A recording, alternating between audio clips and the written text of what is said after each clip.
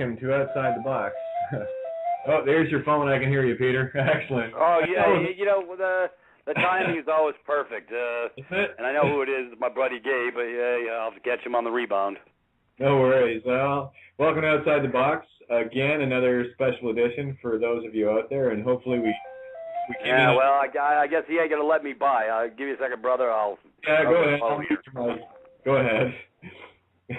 Anyway, here we go. I do have another caller on area code 215-884. I did try to screen, but I don't know how the hell this thing works, but whatever. Mike Hod, if you're there, say hi, and just so I know who it is, and I can get an idea of what's going on here. Anyway, area code 215-884. There? Guess not. Okay, back on there. All right. Yeah, just waiting to see what's going to be going on. We just had another call come in, area code 417. First three numbers 334. Going to make your mic hot. Just want to see who's in the queue here. All right, caller, area code 417-334. First numbers. Hi there, Sandy. Hey, Sandy. Okay, I'll put you on hold for a sec, and just waiting for Pete to get back. I'm going to make his mic hot just to see what's going on there. Peter, are you there? I am. There he is. Okay, just wanted to, I muted you out just for a sec there. So I'll put you back on hold. Sandy, I do want you to talk about the little package that arrived for you today. Awesome. So pretty good stuff. You know what? That might be a good way to quickly start things off, and that way it takes all the heat and pressure off you. And then we can get into the meat and potatoes of bonds and what the person are, and we get to show both sides of the plantation here. Now that you're off the plantation, Sandy, what did you get in the mail today? Today I got in the mail Universal Post Office diplomat card and an international diplomat driver's license, a driver's permit, not a license. So I am so pumped I can hardly see straight. I've been wahooing for the last 2.5 hours. So great. And where exactly did this come from? This came from Divine Province, which I am now a member of. So, yeah. Awesome. That's pretty exciting. I got paperwork, and I'm excited. So what you're telling me is it's real. It's real. It's just as real as it can be. My friend Tony says to me, "Why don't you go out and do some driving?" Yeah, absolutely. You get pulled over for something. You know, yeah. Again, it's all about traveling in peace and love and groove and honor and all the rest of it. So that's awesome. Right. That's but I get to travel now instead of drive, which is just the most exciting thing in the world, because you know, the freedom and having been pulled over and arrested and put in jail and all that kind of stuff for driving. And, you know, when I said I was traveling, now I get to really travel, and they won't be able to do anything. And it's going to be really cool. I'm so pumped. What's your name, sweetie? What's my name? Yes, your first name? Sandra. Sandra, this is Peter. Welcome. Hi, Peter. Yeah, we talked the other day, remember? Yep. Yep. So yeah, I just got my IDs today, and I just am so thrilled. I mean, I don't know if I'm going to sleep tonight, but this is so cool. You're not. You're just going to be so pumped. I know I am. I'm pumped. It's like everything inside of me is jumping up and down for joy and can't stop. It's just going for it. So yeah. Oh my God! Christmas came early. That's true. No, it's awesome. And again, people need to hear that. So, and the relevance of that is more than people can imagine, and that's why we talk about both sides here to give people the panorama. And it's about staying in peace, love, truth, and honor on both sides. And what we're trying to do is just, you know, we don't give advice. We just tell, you know, we tell it as it is, and how the system has been screwing us all over because, well, we've allowed it in our ignorance, and also that there is a way to step out of that, get out of Babylon, you know. And we're waiting for Tony to call in too, by the way. He's apparently having a hell of a time trying to get a Skype line in. Gee, I've never had that experience, eh? Oh, there he is.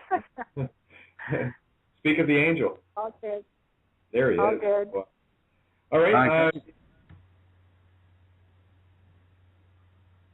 Hello. Just if you want to jump in and chat, or if you, it's entirely up to you. Just let me know on Skype, and we're going to let Peter just rip and roll. Okay. Well, Yep. All good. Or did you guys lose me? No, we can hear you, Kate. Okay, Sandy, so I'm going to put you on hold, okay, hon? yeah, go ahead.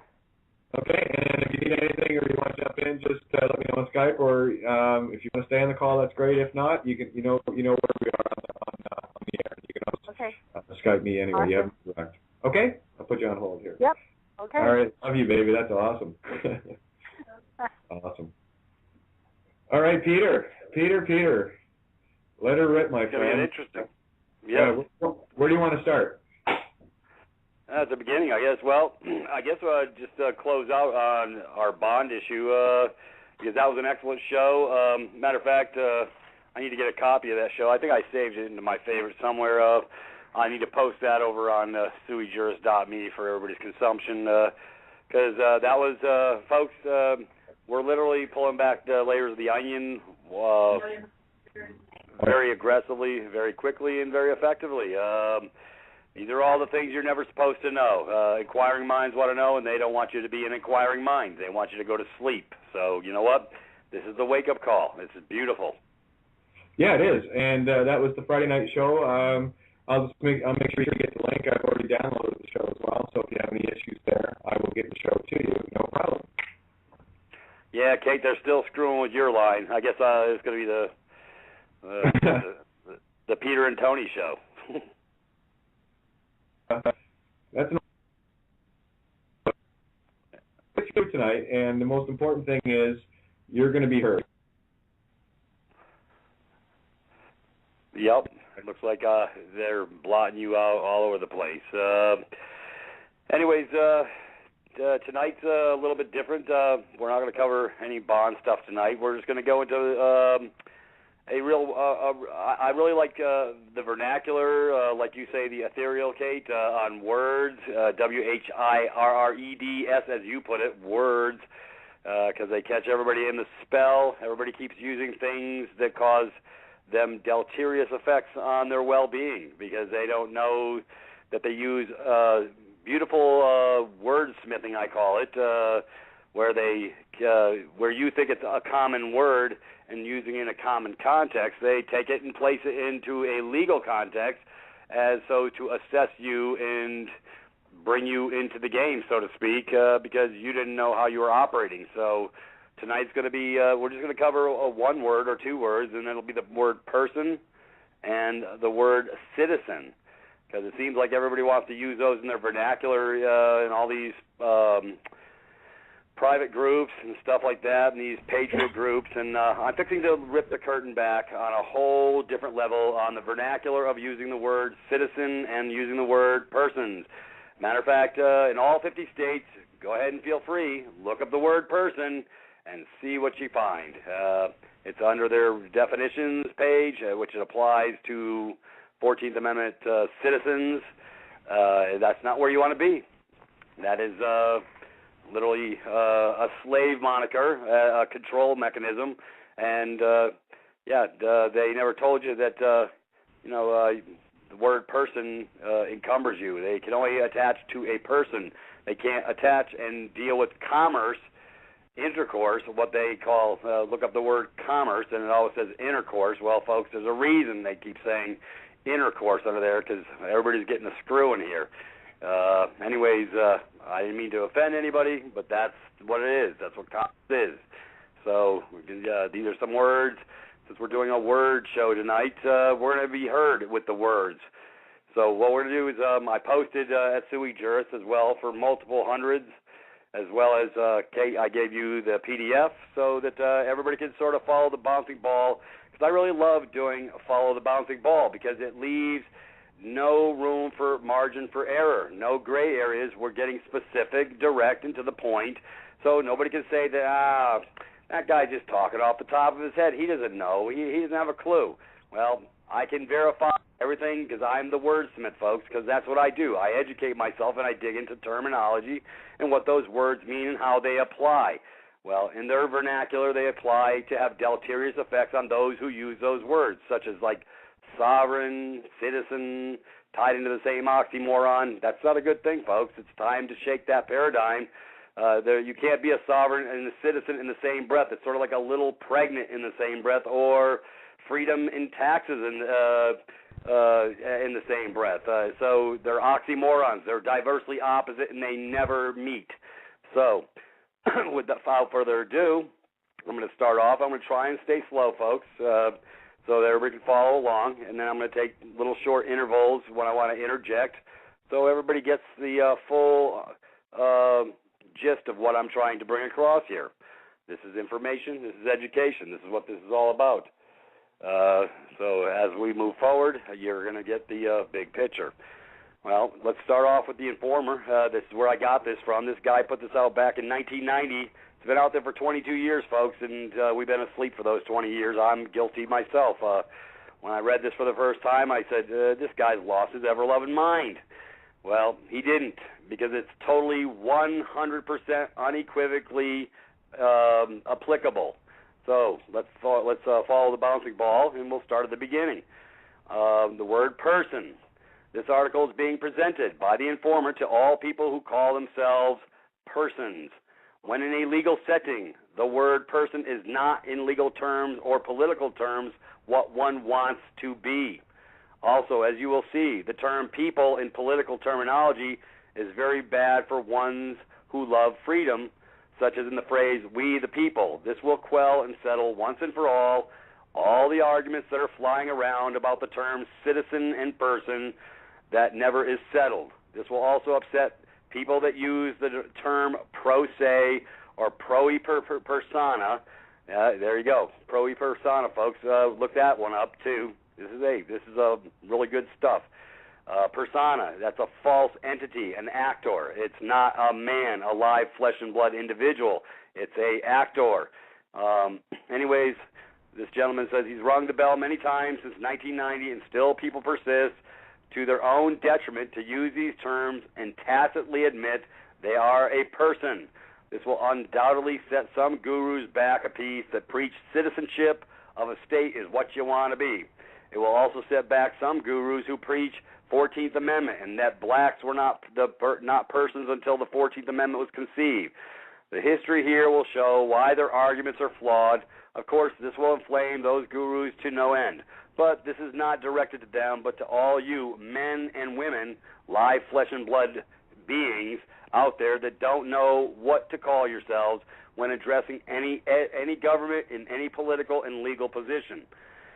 I just gave you the terms to use as you are a physical man or woman reading this, or you are not. The artificial you with the name spelled in the all caps letters cannot read but has to have a representative. That's why they appoint you a court-appointed public pretender. They need to have the dead entity have a mouthpiece. That representative is you, the real live natural man or woman, and is not a person. Is that not correct? Don't know how to answer this, do you? Well, don't be dismayed, for you will after reading this. The truth is here for all to see. I suspect that men and women are so brainwashed by the spin doctors and gurus that have never studied this will have a hard time believing this. This comes from a law book used to teach in law schools across the country. Gee, go figure. The guy actually found it in the book. Yeah, okay, well, it helps when we crack them, folks. But you'll not find it being taught in this modern era because to do so would put every bad crimp in government's control over the masses of the people calling themselves persons. Gee, why would he say something like that? This guy, he's not following the paradigm. Well, that's good because it's people like this that wake up people like us. Did you want to share a little bit there, Kate? Well, if I can, I don't know if you guys are hearing me okay. You hear me all right? Yep. Whoa, that's a first. Anyway, yeah, again, we're not talking about bonds today. We're talking about persons. Maybe they don't mind us talking about persons. Maybe not. You know, they want people to understand exactly how they're slaves, and maybe they'll still roll over and play dead for them. that's exactly what you are in their world. And you are dead until you actually know who you are. Right. Yeah, it's critical. I mean, these guys are, they tell you who they are. Magi straights, which in the mirror is straight magi or straight magic. And it's all in the twists and turns of the words. These guys are word wizards. And I gave a prime example of one of the words I like to use a lot, refuse. If you refuse something, you're joining it. And again, it's also re to do again, or re, the Son of God, being the ancient spelling of Ra. So there it is. You're either fusing to the Son of God, as in you are a son of a light of God. We're all light. Or you're refusing to their system. That's when they ask what your name is. They're asking what is your way. So, only I know my name. Only I can hear it. No one else can. And the same with you. That little tone you hear in the air, that's your frequency. No one else can hear that. That's yours. Your particular frequency of light. So anyway, yeah, just carry on, Peter. This is awesome. We do have a caller at 404. Ray code. Do you want me to bring them in? Yeah, well, maybe let me get a little depth into this before we start taking on callers, because otherwise it sort of, I feel like muddies the water. I'm trying to get somewhere with this. Yeah, you can. That's what I'm saying. I don't even know why you're talking to me. Just keep going. This is the Peter show tonight. No. I'm talking about. I thought you had another caller who wanted to come in and ask questions. I would like to get some gravity, some forward progression before we integrate any further busy conversations, I guess, to sidetrack the real issue at hand here. Yeah, you carry on, my friend. I'll screen the call and take her away, my friend. And Tony, any issues on my end, you have to help, eh? Yep, got it, Kate. All right, thanks. I'll screen this and carry on, gentlemen. You guys are doing awesome. Thank you. Yeah, Tony, this is really, really good stuff. Did you get a copy of this by chance? No, I'm afraid not. I've been up to my ears in stuff to do today, so no. Well, do I have your Skype? I can send you an attaching copy so you can follow the bouncing ball. I can do whatever I want, right? Yeah, please do. All right. Where are you at on my Skype? I'll send you a message. You don't even have to do that. Matter of fact, I'm scrolling down now, and give me 2 seconds. Just tell me when I'm in the right door. I'll let you know when I think I'm in the right door. And, because I want you to have this. ZPE, right? I got it, and there it is. It's in your box, brother. Cool. Okay. Just click on the highlighted blue, and you can follow the bouncing ball. We're on page 1. Okay, got it, Peter. Fire away, mate. Yeah, we go back to hey, I always want everybody on the same page. It really helps when you're on the same page so you know I'm not lying here. Keep me honest. All right, well, let's go down to the bottom. We're going to the second paragraph, halfway down.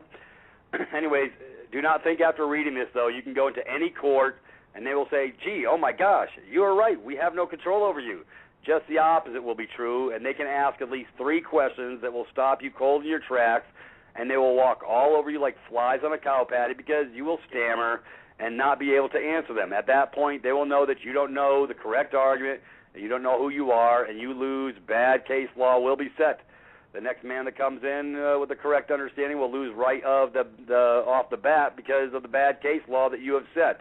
He goes, I've seen this hundreds of times in the Patriot community when someone with a little knowledge is very dangerous to other freedom-loving men. When jumping into the water, they think it's 2 feet deep, only to find it's 1,000 feet deep and no way to get out. The material below comes from a 13-volume set of law books. Folks, I'm not telling you have to go read all 13 law books. I'm just giving you the reference point that this gentleman is providing for all parties involved. This is volumes 13, American Law and Procedure, Jurisprudence and Legal Institutions by James DeWitt Andrews, LLB, Albany Law School, Ruskin University from LaSalle University. He's bolded the footnotes as they may be mixed within some paragraphs to separate them from the main text so it's not confusing, starting at the end of section 63. Anyways, Jeremy Bentham, in his remarks in reference to the inexact use of language by Blackstone in pages 47 and 49 of the commentary, says, when leading terms are made, to chop and change their several significations, sometimes meaning one thing, sometimes another, at the upshot perhaps nothing, and this is in the compass of a paragraph, one may judge what will be the complexion of the whole context. That's it's got a the dealie around it on 31. Anyways, yeah, it looks like we're going back to English Lit 101 because this is where we need to be, I guess, because we missed the boat. They have not. They've done a good job of us not getting the fundamental understanding of the language and how they use it. Anyways, in 64, the legal conception of leading words, inasmuch as the word person, man, thing, property, rights, wrongs, and actions are leading terms constituting the designation of departments of the corpus juris. It will be impossible to obtain clear conceptions of subjects connected with these words until an understanding is agreed upon as to the sense in which these terms are used. If we arrive at the meaning of these words intended by Blackstone and make the same clear, we will have a better idea of his method and perhaps a better opinion of it, and at the same time we'll be able to show the distinction between the same words in the Roman, the English, and in American law. Blackstone apparently uses the Roman word persona as synonymous with the English word person, and the latter word interchangeably with the individual and man, whereas he might have avoided all confusion by a closer adherence to that which he professed to follow. Let's go to 65, top of page 2. The word person defined. Gaius says, de juris divisione, the divisions of the law. Immediately preceding his division of the law then follows de condition hominum, meaning the condition or status of men. In the Institutes, de jura personarium precedes the expression all our law relates either to persons or to things or to actions. The words persona and personae did not have the meaning in the Roman which attaches to homo, the individual, or a man in the English. It had peculiar reference to artificial beings and the condition of status of individuals. Well, it's ironic, Tony. Yeah, let's stop and talk for a second. Talking about status. Nobody knows their status, and if you don't know your status, they will declare it for you. They'll be glad to apply a moniker that you so gladly attach to, i.e. the word person, and make you wear that status. Am I correct or not, or am I incorrect? Absolutely correct. Well, judging by what it's saying here. I'd say bang on. And, critical word there is persona, which is an actor in Roman law. Yeah, and that's all you got in the stage in that courthouse is a bunch of damn actors. Sorry-ass actors, too. Well, we bought the play. You know, you paid for the ticket when you went in and walked in, granted them in personam jurisdiction. Yeah, well, I'll tell you, you want to do a show with me, you're going to have to put your money on the table now. Yeah, well, there you go. Yeah, hey, bring that damn hazard bomb forward, brother. I don't want you flying without a net. We won't have none of that now. Exactly. So, yeah, absolutely. Yep. Anyways, this is some meat and potato stuff, Kate. I told you when I pulled this out of the sack, I said, this is now, you know what? Yeah, I need to talk to Kate. We could do a show on persons. Everybody wants to be a person. I sure as hell don't want to be one of them, and this is why if everybody gets on the page, they don't want to be one neither. Because like citizen, person, they all sort of synonymous. It's a moniker that binds you up. It causes you deleterious effects, guaranteed every time. So when the roadside court comes to your car, he's looking for a citizen. Are you a U.S. citizen? Yeah. Oh, yeah. For those, you're screwed. There you go. That's why when you don't know who you are, you answer up to who you think you are, but you don't know who you are, and they bind you up by the words we speak. They shall know us by our acts, deeds, as well as our words. So, anyways, I'll move forward. I'm just applying the proper dictum to the case at hand, or to the issue at hand. So we go to subsection 33. Professor John Austin's view says many of the modern civilians have narrowed the import of the term person as meaning a physical or natural person. They define a person thus homo cur statu su sendalratus. Yeah, you can tell I've got some real Roman, I got no Italian in me at all. Anyways, a quamen being invested with the condition of status. Here we go back to this status stuff, so this is important, folks. And in this definition, they use the term status in a restricted sense, as included only those conditions which comprise rights, as excluding conditions which are purely onerous and burdensome, or which consist of duties merely. According to this definition, human beings who have no rights are not persons but things, being classed with other things which have no rights residing in themselves, but are merely the subjects. Gee, I've heard. Where have I heard that before? Have you heard that before? Subject, Tony. You know any subjects in your world? Oh, by the way, I we'll carry on here, but I just wanted to point out the one senso doratus. You'll see in there where the word sensus comes from. They just took the El Dorado out of it. Ah. Okay. So that's, that's why I'm glad they take a census, right? And there's the word again. Not you're what's the word? Senses. When you're not in your right mind, you've had the senses knocked out of you, and there it is again. Sensus. Right, and again. Oh, wow! Sense. That's a nifty tie-in, Kate. I never heard that analogy put like that ever so succinctly. I like that. I'll tear a word, bad astern. You give me a word, I'll show you what it means in 1,000 different ways. So is it parallel to census, like when they come to your house and take census of you? Yeah, you got homo, cure, statu, su, senso doratus. Okay, so when you take out the L-D-E-R-A-T, look at the word, El Dorado, right? El Dorado, El Doradas. So what they're doing is they're tying in the person with the sensus, right? Ah. Or sense, as in pennies, monius, cents, because we don't say in the C. When you say 1 cent, you don't say 1 or 2 cents, because the T and the S work together to make the S sound. So there's the sense us. Right? Oh. It's all in the sound. It's all in the sounds. That's me. I'm sonic. I hear. That's what I do. I don't just see them, I hear them at the same time. Right? So that's been the one thing that I know I had one angle coming in with words that others weren't grasping for whatever reason. I'm a musician, right? So I hear things a bit differently, but I don't see words. I go back to songwriting on this. I don't see the words, I just see the pictures and the concepts, and I use these squiggly little things they call letters and stuff to describe them. See, describe, to of right or to unright. Depends on French or your English, right? D for demi means half. Like I said, give me a word, I'll rip it and strip it 1,000 different ways. Well, this is good. I'm glad I brought this to your table. Like I say, we're all going to We're going to share in the feast together. Never knew that word. Cover the Thank you. Go on.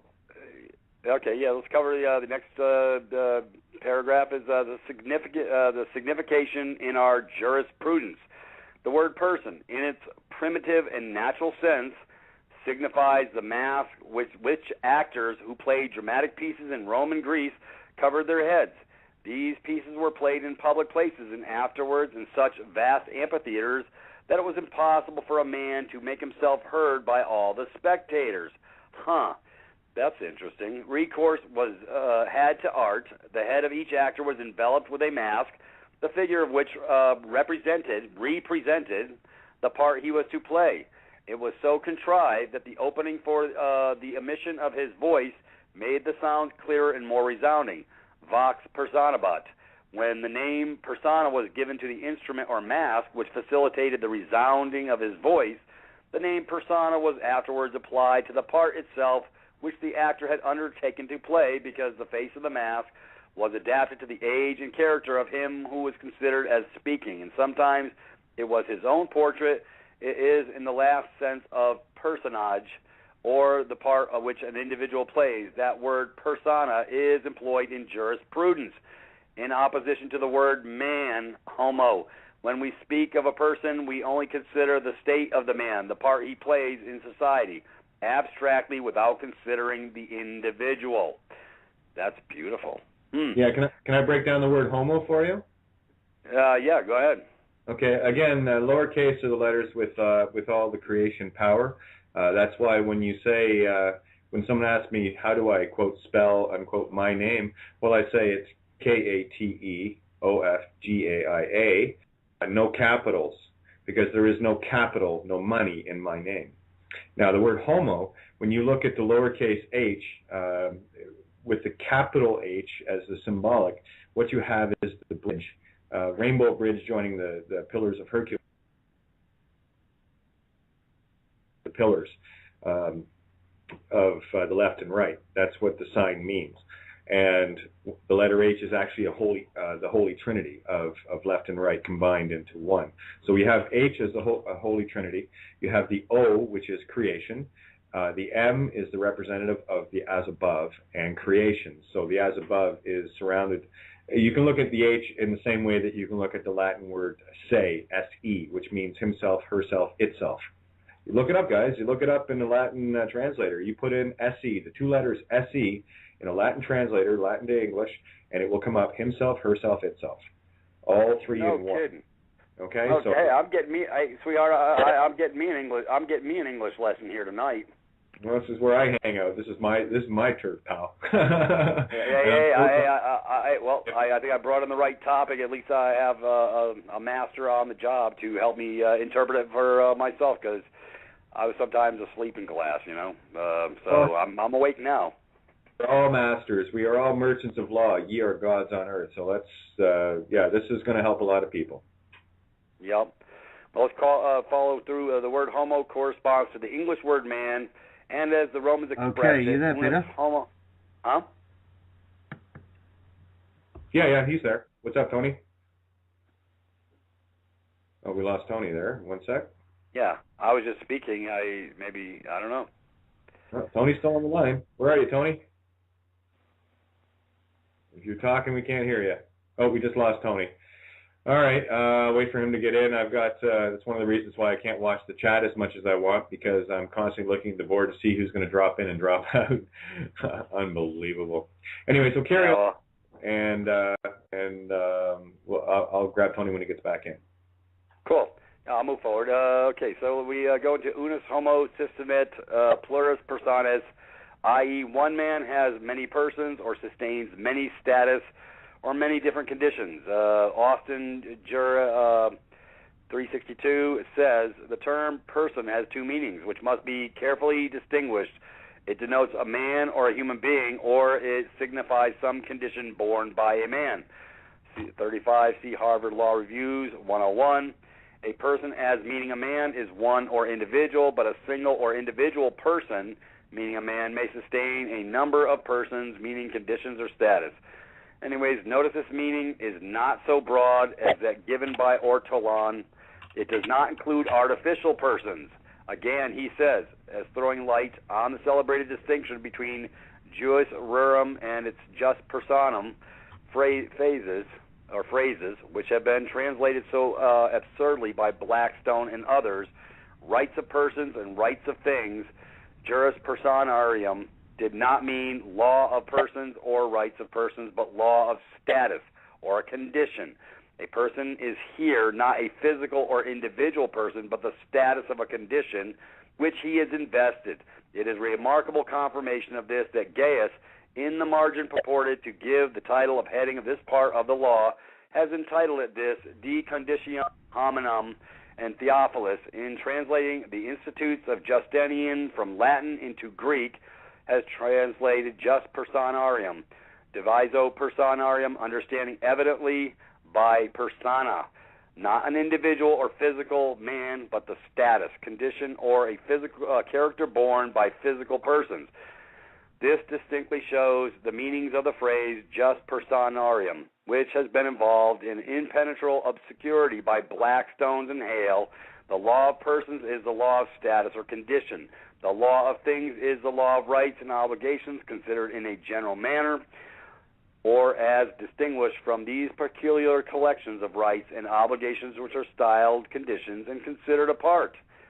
A moment's reflection enables one to see that a man and a person cannot be synonymous, synonymous meaning the same, for there cannot be an artificial man, though there are artificial persons. Thus, the conclusion is easily reached that the law itself often creates an entity of a being, which is called a person. The law cannot create an artificial man, but it can and frequently does invest him with artificial attributes. This is the personality, the persona, which we see and by which we are affected. The law does not distinguish between men except by their personality, as king or magistrate, or as parent or husband or wife, etc. When the idea may be difficult for the tyro to grasp, the personality, i.e., this condition or status of a many, is entirely the creation of the law. By nature, all men are created free and equal, i.e., of equal rank and equal rights. But the law does not look upon all men as equal, though in the law of the United States, all men have equal civil rights, which is basically no rights at all. Anyways, the question is asked, who is that man? The reply would be, we're on top of page 3 for those following, that is the king or lord and so, or the chief justice, or the president or governor. But what is the name of this personage? The name indicates the man, the title, rank, or legal standing of the person. The word persons denoted certain conditions of rank or status, which a man was clothed by law. To adopt the language of the same author, the term person, as denoting a condition or status, is therefore equivalent to character. It signified originally a mask worn by a player, and it distinguished the character which he represented from the other characters in the play. From the mask, which expressed the character, it was extended further by a metaphor to conditions or as a status. For men, as subjects of law, are distinguished conditions, such as players, performed by their respective conditions, just as players performing a play are distinguished by the several persons which they respectively enact or sustain. As we shall see, the word had a still broader meaning. Let's go into a slave, says Holland, having as such neither rights or liabilities, had in Roman law, strictly speaking, no status, caput, or persona. On the day of his manumission, says Modestinus, incepit stature haberer. Before manumission, as we read in the Institutes, Nollern caput habitot.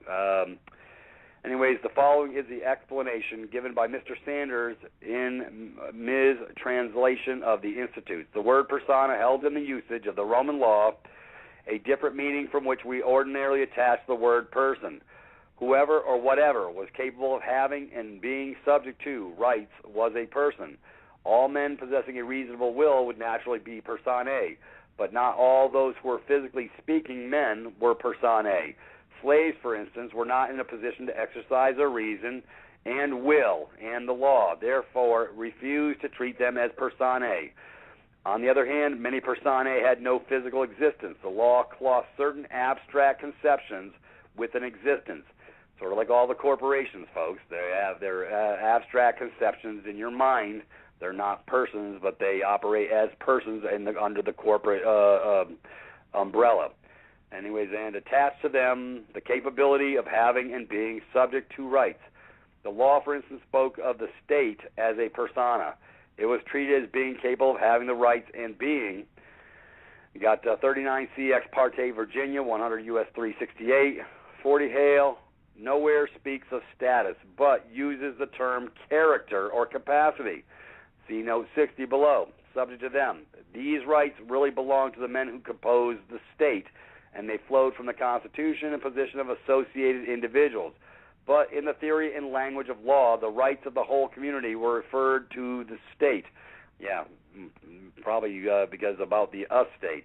Anyways, to an abstract conception interposed between these rights and the individual members of society. So a corporation or an ecclesiastical institution, like a court, was a persona, quite apart from the individual persona who formed the one who and administered the other.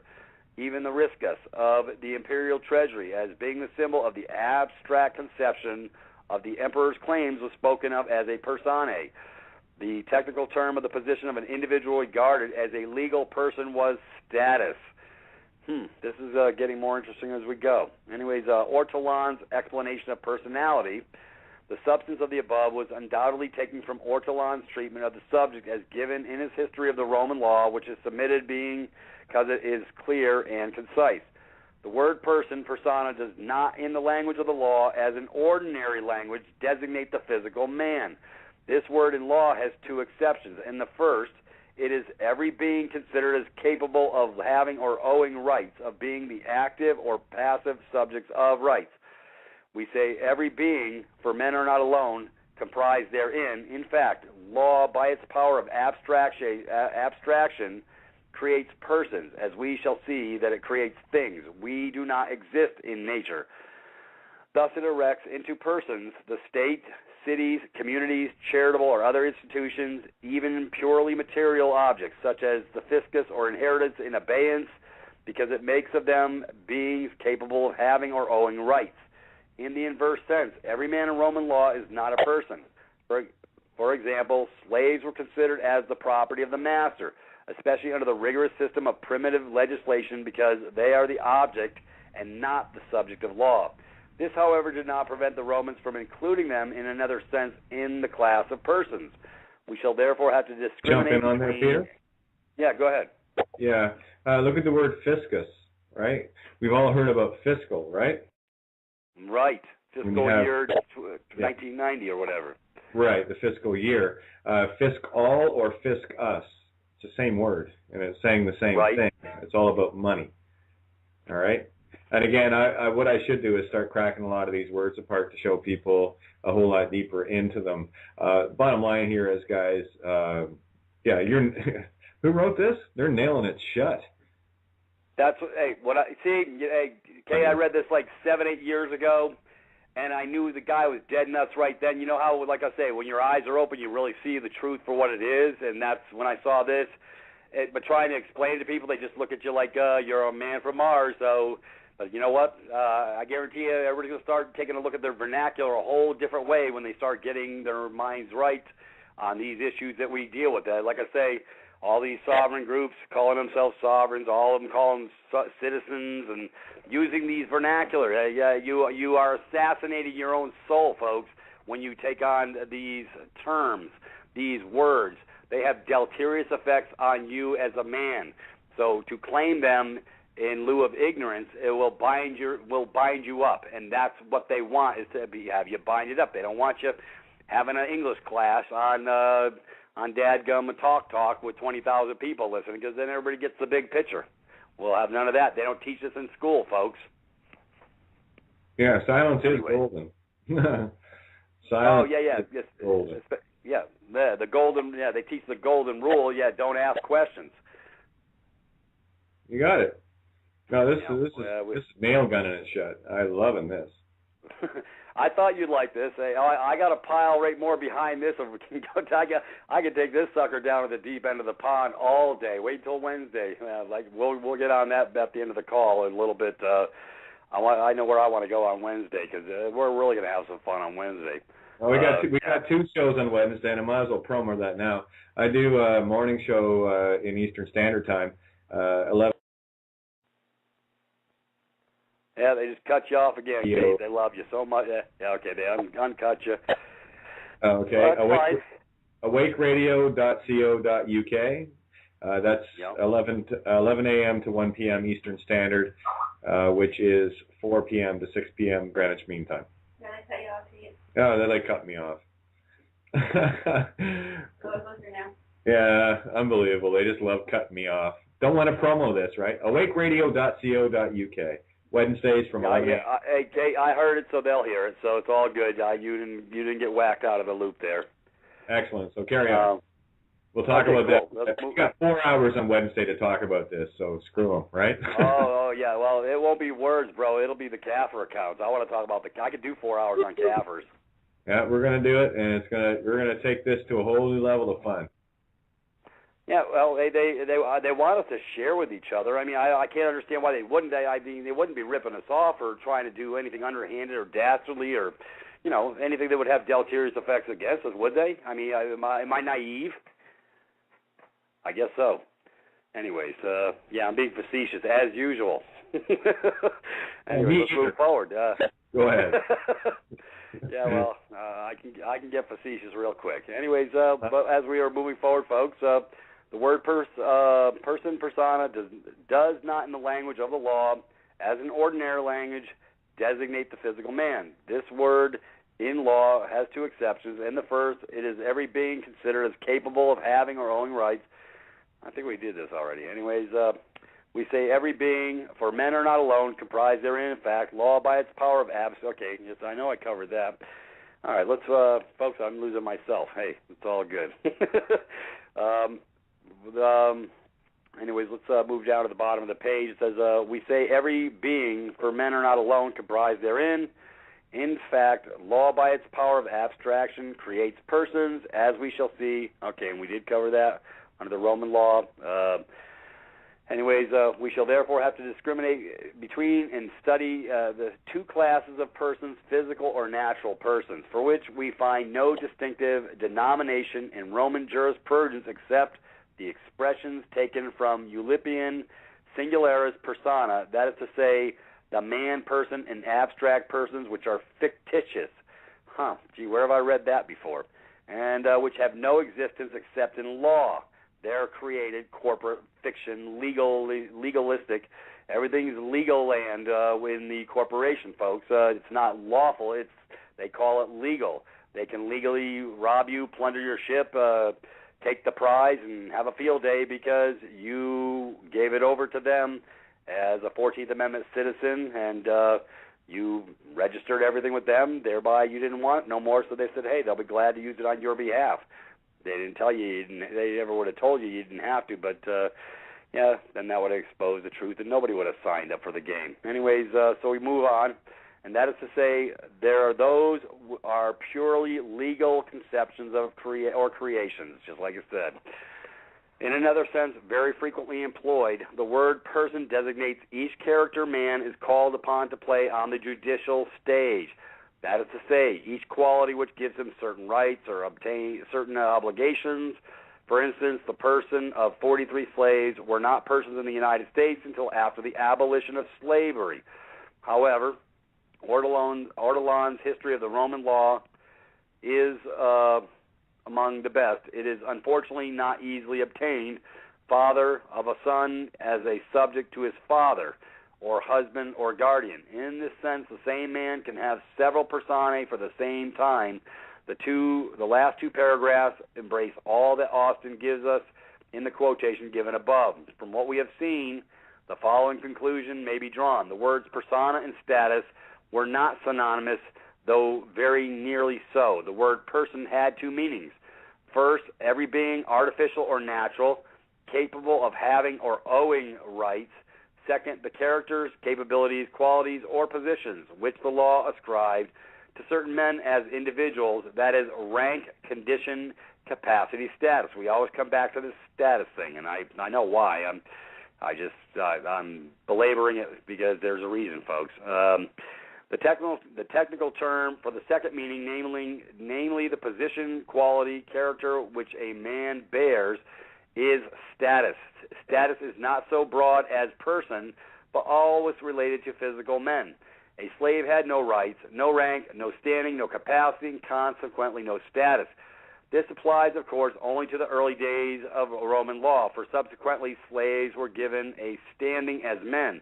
In the earlier days of Roman law, says Sandra, no one would have conceived this to be unnatural. In the days of Gaius, it seems slaves are treated as persons, for he says persons are free men or slaves.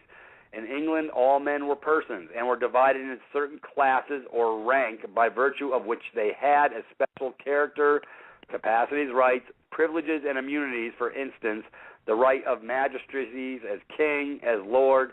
These were artificial. In human societies, men have certain standing position, capacity, according as they are sovereign or subjects, parents and children, husband and wife, or citizens. We have seen something of the etymology of the word, also its meaning and application as used in the Roman law. We know that the word person is a familiar one in English literature, both in England and America. So, yeah, it's amazing how they tied it all in so everybody got everybody thinking they're a person. We are endeavoring to ascertain whether in the English language we have a right to oppose persons to things for the purpose of classification of rules of law, and if thereby we convey intelligent ideas. We know that all laws emanate from persons, and also that they operate against or upon persons. That is, all law certainly from laws, and that the principle of classification adopted is the difference in the objects to which the rules relate. So there can be found in the commentaries of Blackstone's no definition of the word person nor any explanation of the meaning. Does not this equal individuals, Ortholans, History of Roman Law? You got Sandals, Justinian, and they address persons. So of rights, we know that rights belong to persons, and that in that sense there cannot be rights of things.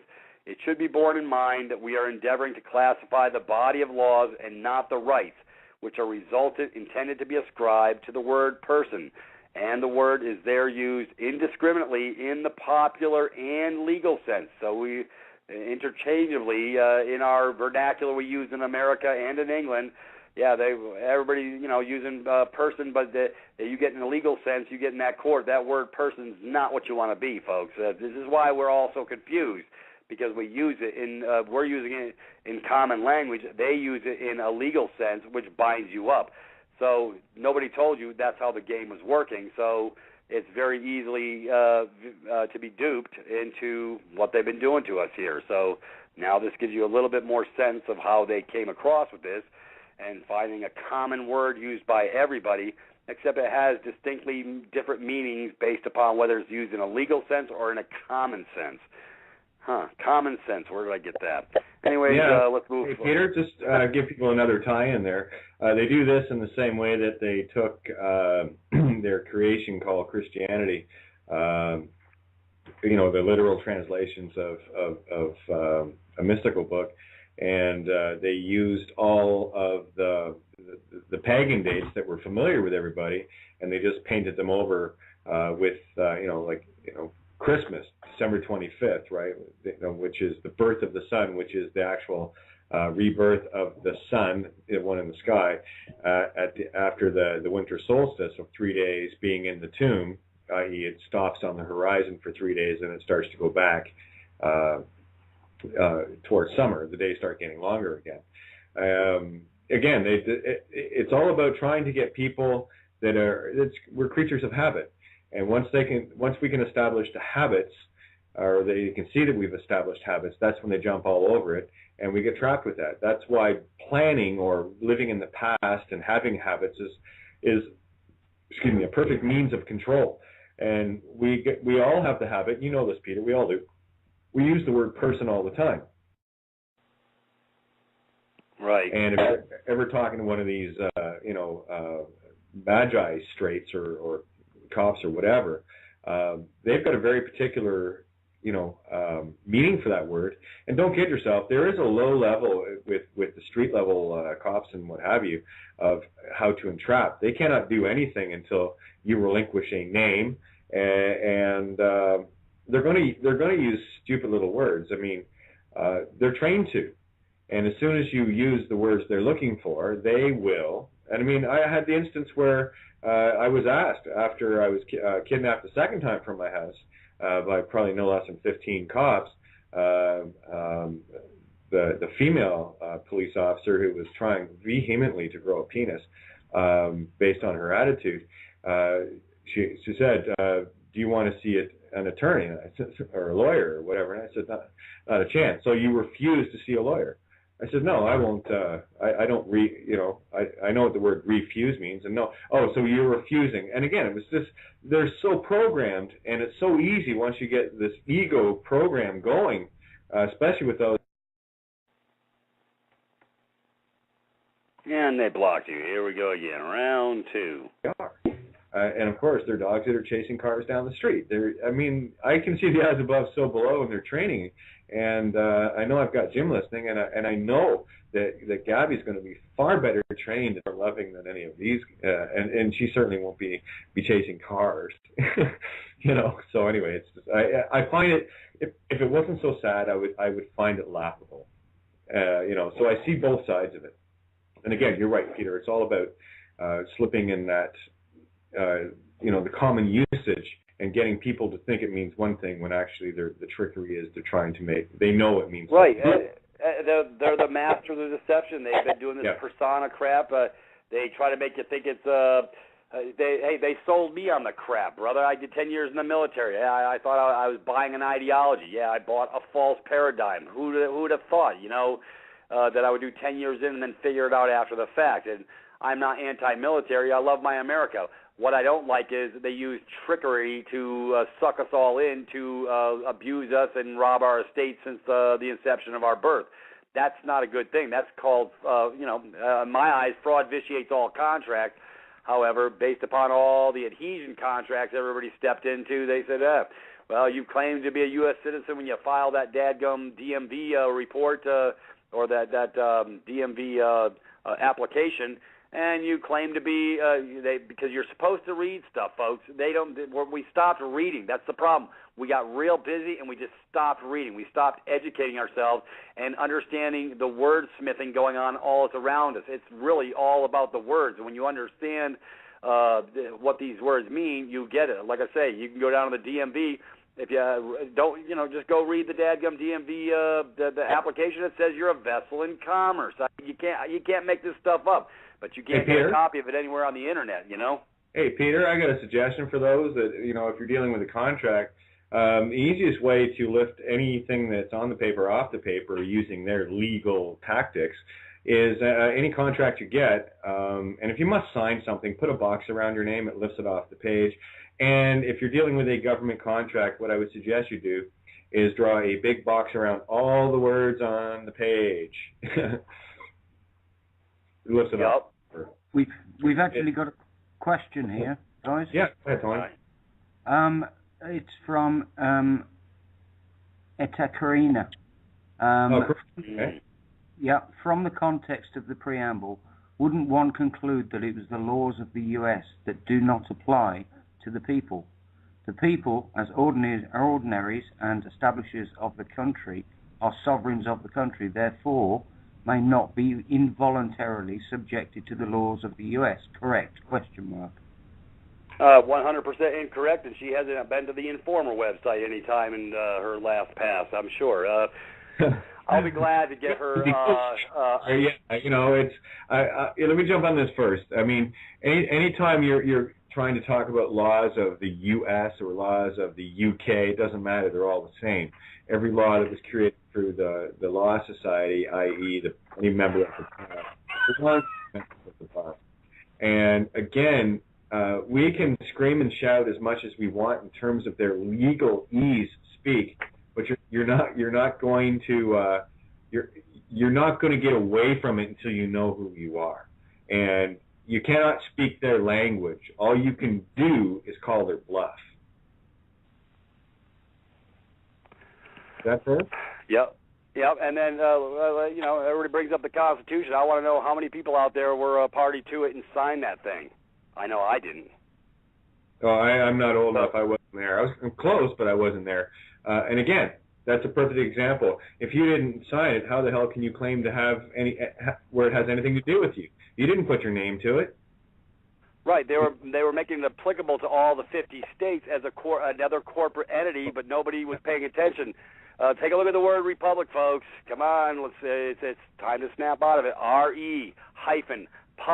You're in the public. So the republic sounded real good, and they put a real good spin on it, and it sounded really tasty, but it was another scam to draft you for performance, get you in the game, and be operating under the crown.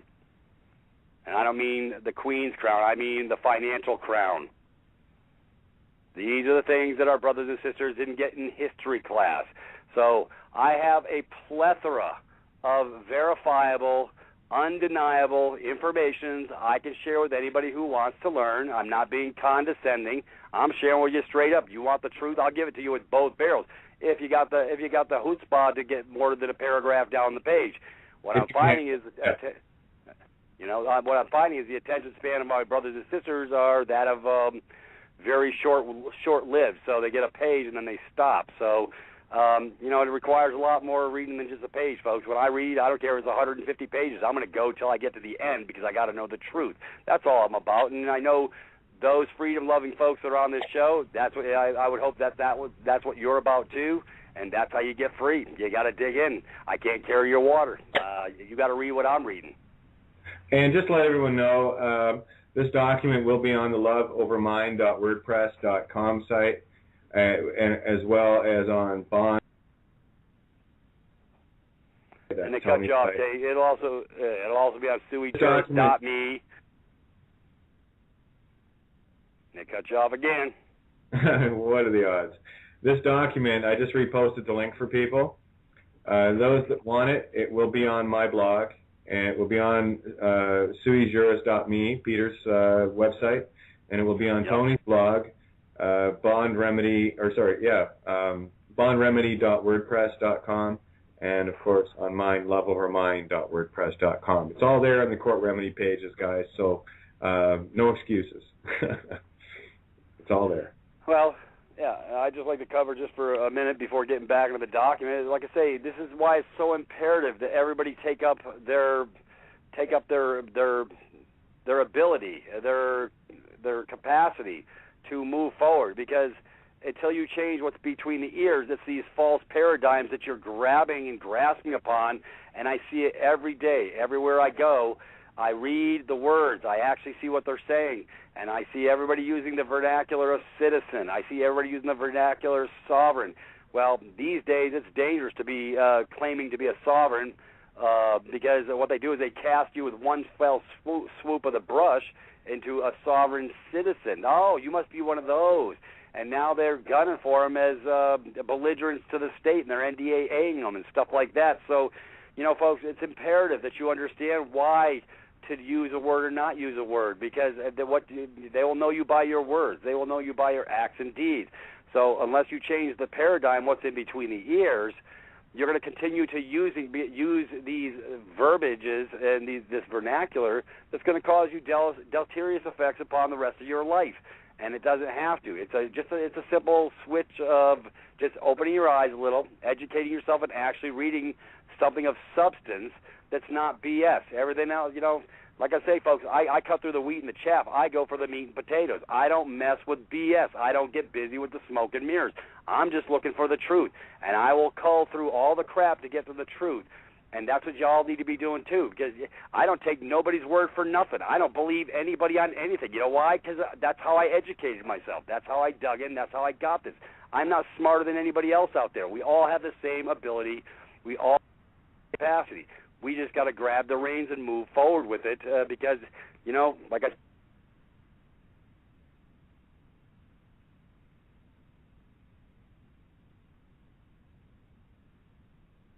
okay, guys, we lost Peter. I don't know if it's me or Kate. Oh, no, I'm just checking here now. No, he's still showing on the line here. I don't know what happened there. Yeah, I've got him in the room. I'll see if he actually got cut off here. If he did, he'll drop out. Peter, if you're there, say something. Yeah, he's still in the room. So I'm just waiting for to see if his call actually drops out. But something that's been going on in the chat room, and I do want to try to clarify this for people. This is not an easy concept to grasp, yet it is very simple, and that's why it's not easy. Because we've been indoctrinated our whole lives and trained into thinking in a certain way that it's very difficult for us to break that habit. Speaking English for us that are English speaking is a very ingrained habit. Having it drilled into you as a child, all the spelling and, you know, the spelling bees and making sure that you know, spell the word right. They need that drilled into you. It's not a coincidence that it was the Rockefellers that started the first public schools. Yeah, Peter did drop out, so I'm just going to wait for him to call back in. And we do have a number of callers on the line as well. Not sure if they're listeners or have questions or whatever. Just give me a second here, because we're just coming up on 10 after 8. I just want to make sure that Peter gets back in the call here. I have a feeling that his phone probably died. So I have no idea. It might take him a minute for him to realize that, but that's okay too. But getting back to this whole concept of getting your head around it. Okay, now this is getting interesting. Kate, are you there? Oh, what's that? You just disappeared on us. Oh, I'm sorry. Am I back? Yes, you're back. Carry on. Okay. The trickery here is making you think that you're something you're not. And they've spent a lot of time, effort, and your money to get you indoctrinated into that mindset. It is quite a ruse, and there is no easy fix here. This is where you get you'll have to get your own epiphanies, and that's why Tony, Peter, myself, and so many others, Diatra, and so on, Santos, everybody we're doing our best to try to get people just to have a look from a different perspective. When you can accept that everything you were ever taught was wrong, you've got a good start. Now you just throw it away. And once all that is thrown away, now you've got something to build on and relearn. And Peter said it earlier in the show, you've got to get rid of the old and decide what truth is yourself. And because I'm saying something doesn't mean shit to anybody. Oh, there. Looks like Peter's back. Yeah, there he is. Hey, yeah. They shut my computer down. Now they're hitting my computer. Hey, so folks, let me share some stuff. Now I'm really pissed off.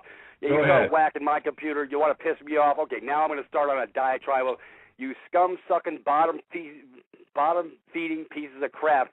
You got nothing better with your to do with your lives than troll for friggin' people who are bringing forth a new paradigm and a new truth, because your days are numbered, and when your useful purpose is up, you're next. That's how that works. You didn't get the memo, but you're going to get the memo real stinking soon. Now I'm really pissed. Go, Peter.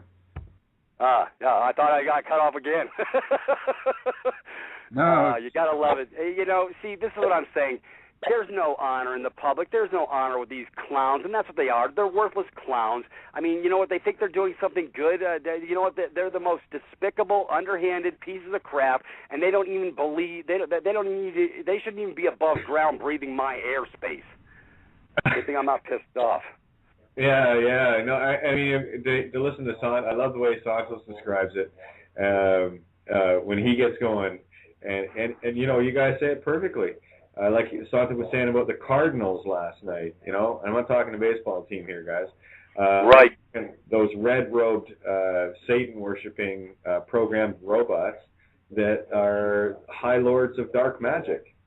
And you better get used to that notion, guys. That what you think is good is actually evil.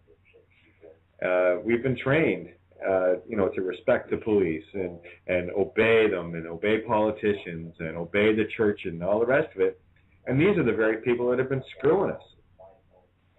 Yep. We're done. Like I say, like my brother Greg said in Chicago, there's no honor in the public. These people don't have an honorable bone in their body. And for all these people that are moving against their brothers and sisters in these court systems and all this other stuff, their day is coming. They didn't get the memo. Yeah, there may be plausible deniability in multiple levels of the layers of this frosted cake, but I'll tell you what, it's rotten right to the damn core. It's a one big crap sandwich right dead in the middle, and it stinks to high heaven. And like I say, hey, I'm coming in love and harmony. It's all good.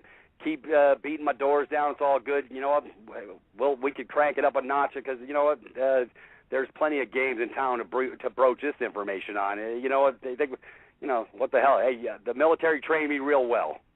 Let's put it that way. We can play ball.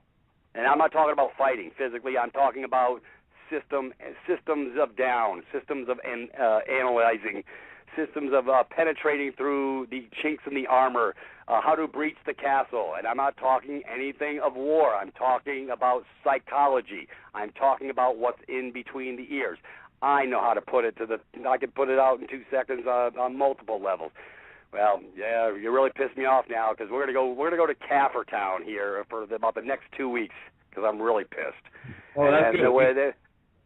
That'll give people, give them a heads up as to not only have they been screwed, but to what level they have been screwed over.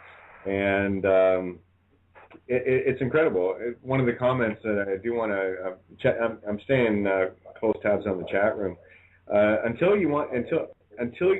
If you want to build a new house, you cannot build it. It makes no sense to build it on a second story on the old. What we have to do is bulldoze the old. And that applies to your canvas. Everything you thought you knew to be right and true according to everyone else's beliefs, everyone else's canvas that you're, reading from, you have to get rid of that. And that is the hardest part. But once you can let that go, once you can decide that everything you thought you knew was true and right,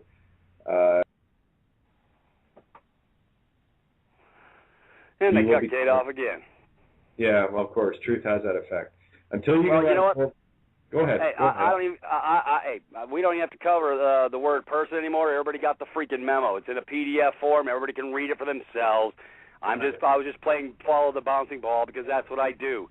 So is to get the eyes and the ears open. So now that their eyes, we don't have to read the rest of the document. We can dialogue about other important issues of the day.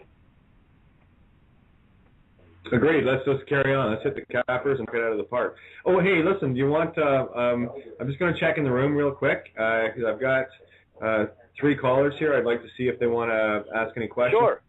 Bring them in. Who's been waiting the longest? 34, 53. I'm going to go to, area code 404, first 3 numbers, 438. Did you have a question or a comment you want to make on Outside the Box tonight? No, I'm just listening and enjoying it. Okay, well, we're loving having you here listening and joining us. Thank you so much. Sounds like a familiar brother voice. I recognize that 404 area code. I guarantee you it's somebody I know. You're getting watched. I just muted him so he can't give you hell here. So sorry. Hey, brother, what's up? I'm over here. It's all good. Going to area code 302. First 3 numbers 521. Questions or comments? Might just be somebody listening in. Area code 302. First 3 numbers 521. Any questions or comments? Yeah, that's you. Our audience is shy tonight. I think so. Okay, I put that one back on hold, and we'll go to area code 872-23. That's Chicago. Okay, we dropped Kate again. Hello, that's Greg. I hear. That's Brother Greg. What's up, Brother Greg? Glad you could join the party. You got it out, man. Jump in, man. Jump in. You guys are better than mushrooms. You got really cool friends, Peter. Oh, yeah, I got. My sphere of influence is expanding every day. That's Brother Greg, and he's here with bells on. He can give it to you straight too. Awesome. Do you want to say anything, Greg, or are you just listening in? I absolutely want to say something. Well, knock our socks off. Let's go. Let's hear it. Well, let's start with a cautionary note. Number 1, with regards to the study of etymology, as people will tell you, I'm also a professional musician, and I'm very sonic-oriented. And there is a tendency of people to take words that have similar sounds and create similar meanings when they absolutely do not, because you have to go back to the original origin of the words. And some of those words come from different cultures. Yep. They come from the Far East, they come from Greece, they come from Mesopotamia, they come from a lot of different places. Peter? Just because your mouth can make the same sound doesn't mean it has anything to do with a similar sounding word. And we have a predisposition to go, oh, it sounds like this, it must mean the same thing. And if you're dealing, with apples and apples or oranges and oranges, sure, it does. But you just got to be careful when you're crossing over. Yeah, you're right. Peter, where have you been hiding this guy? Greg has it nailed absolutely, and this is one of the things, there's very few people I can talk to about this. I try to keep it simple, but English is the bastard language. It is the bastard language of all sounds of all cultures. It's got every culture in it. Actually, I study Latin, and Latin is the master language, and English is one of the derivatives. Yep, agreed. We're on the same page. All right. I'm hiding all sorts of people. If you had a similar sounding word that came from Chinese, you couldn't necessarily say, oh, look, it means the same thing.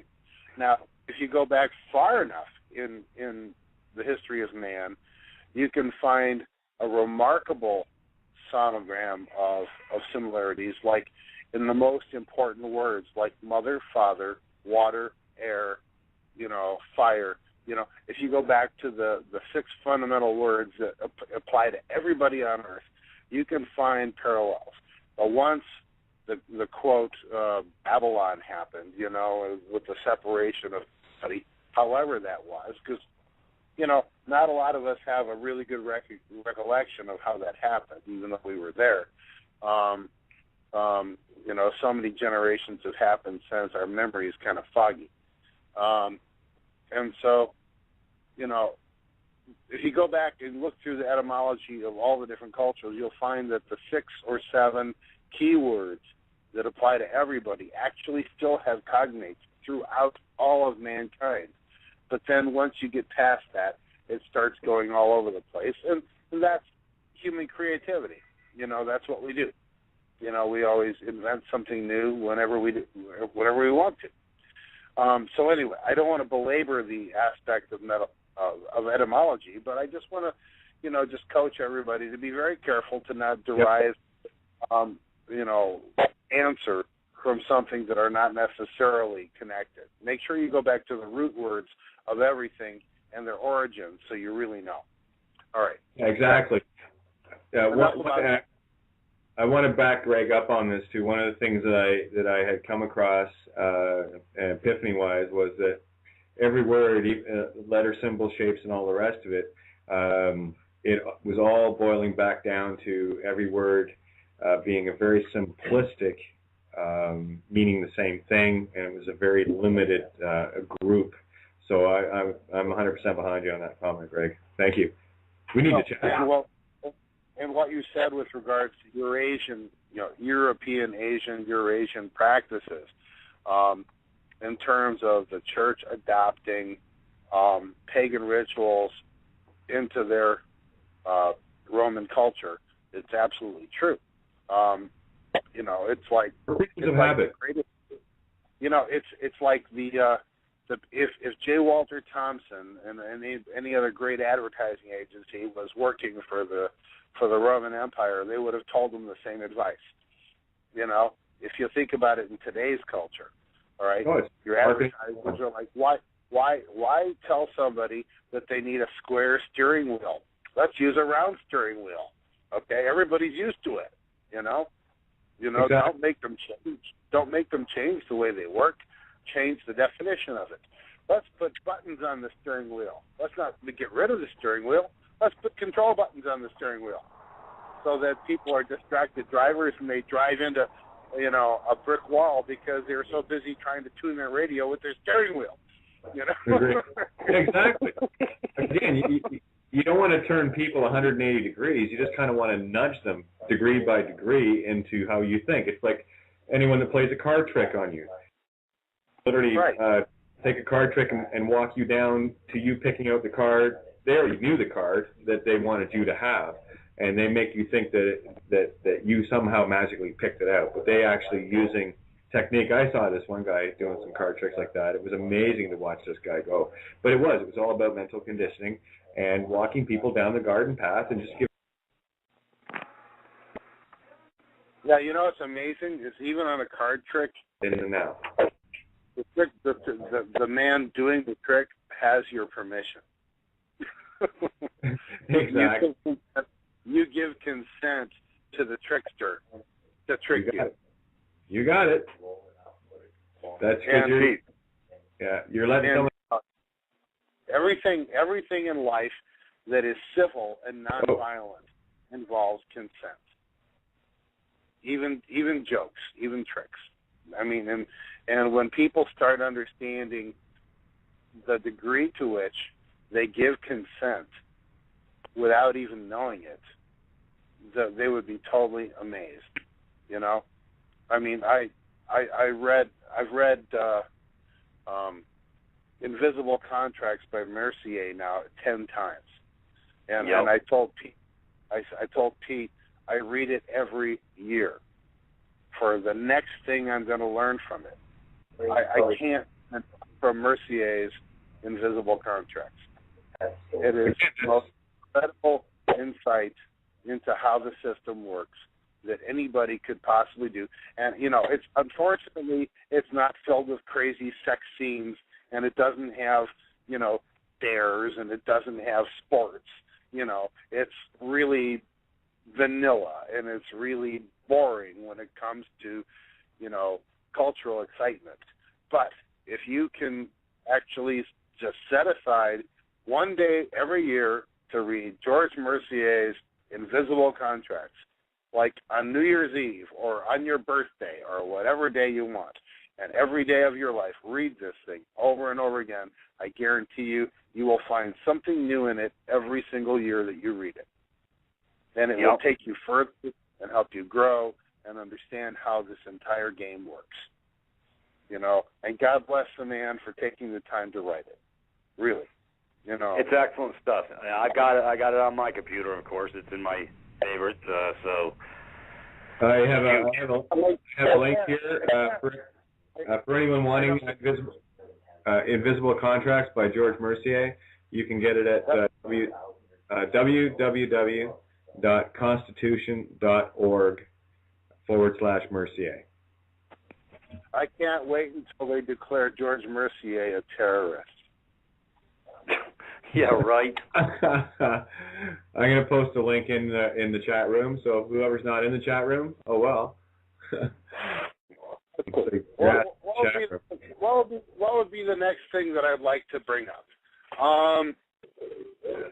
Kate's talking like crazy about the Kaffir stuff, and one of the interesting things that's happening right now is that I just found out today that our beloved BO, what's in an abbreviation? And when I think of BO, I think of body odor.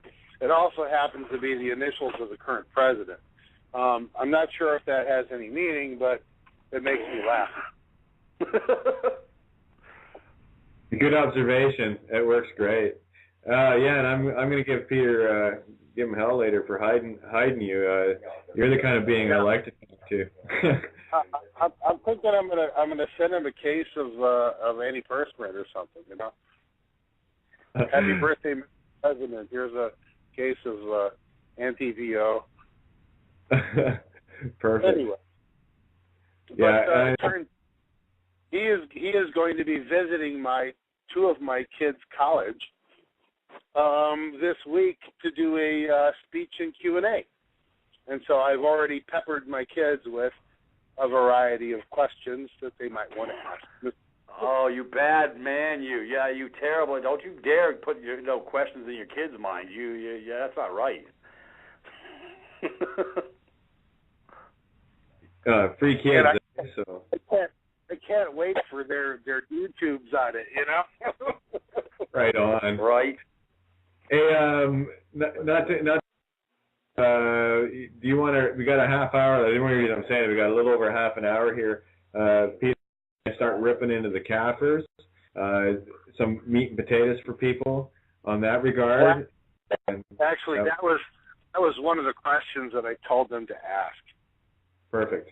How about the comprehensive annual financial report about that? Right. It was like, dear Mr. President, could you please explain to us, why all these funds that are, in these hidden accounts off budget, aren't being used to offset all the problems that we're having in this country. That's one of the questions I told my kids to ask the president if they get the opportunity. I think I don't want the solution. Well, it would be a miracle, of course, that if that actually happened, that they didn't get screened and thrown to the floor or something.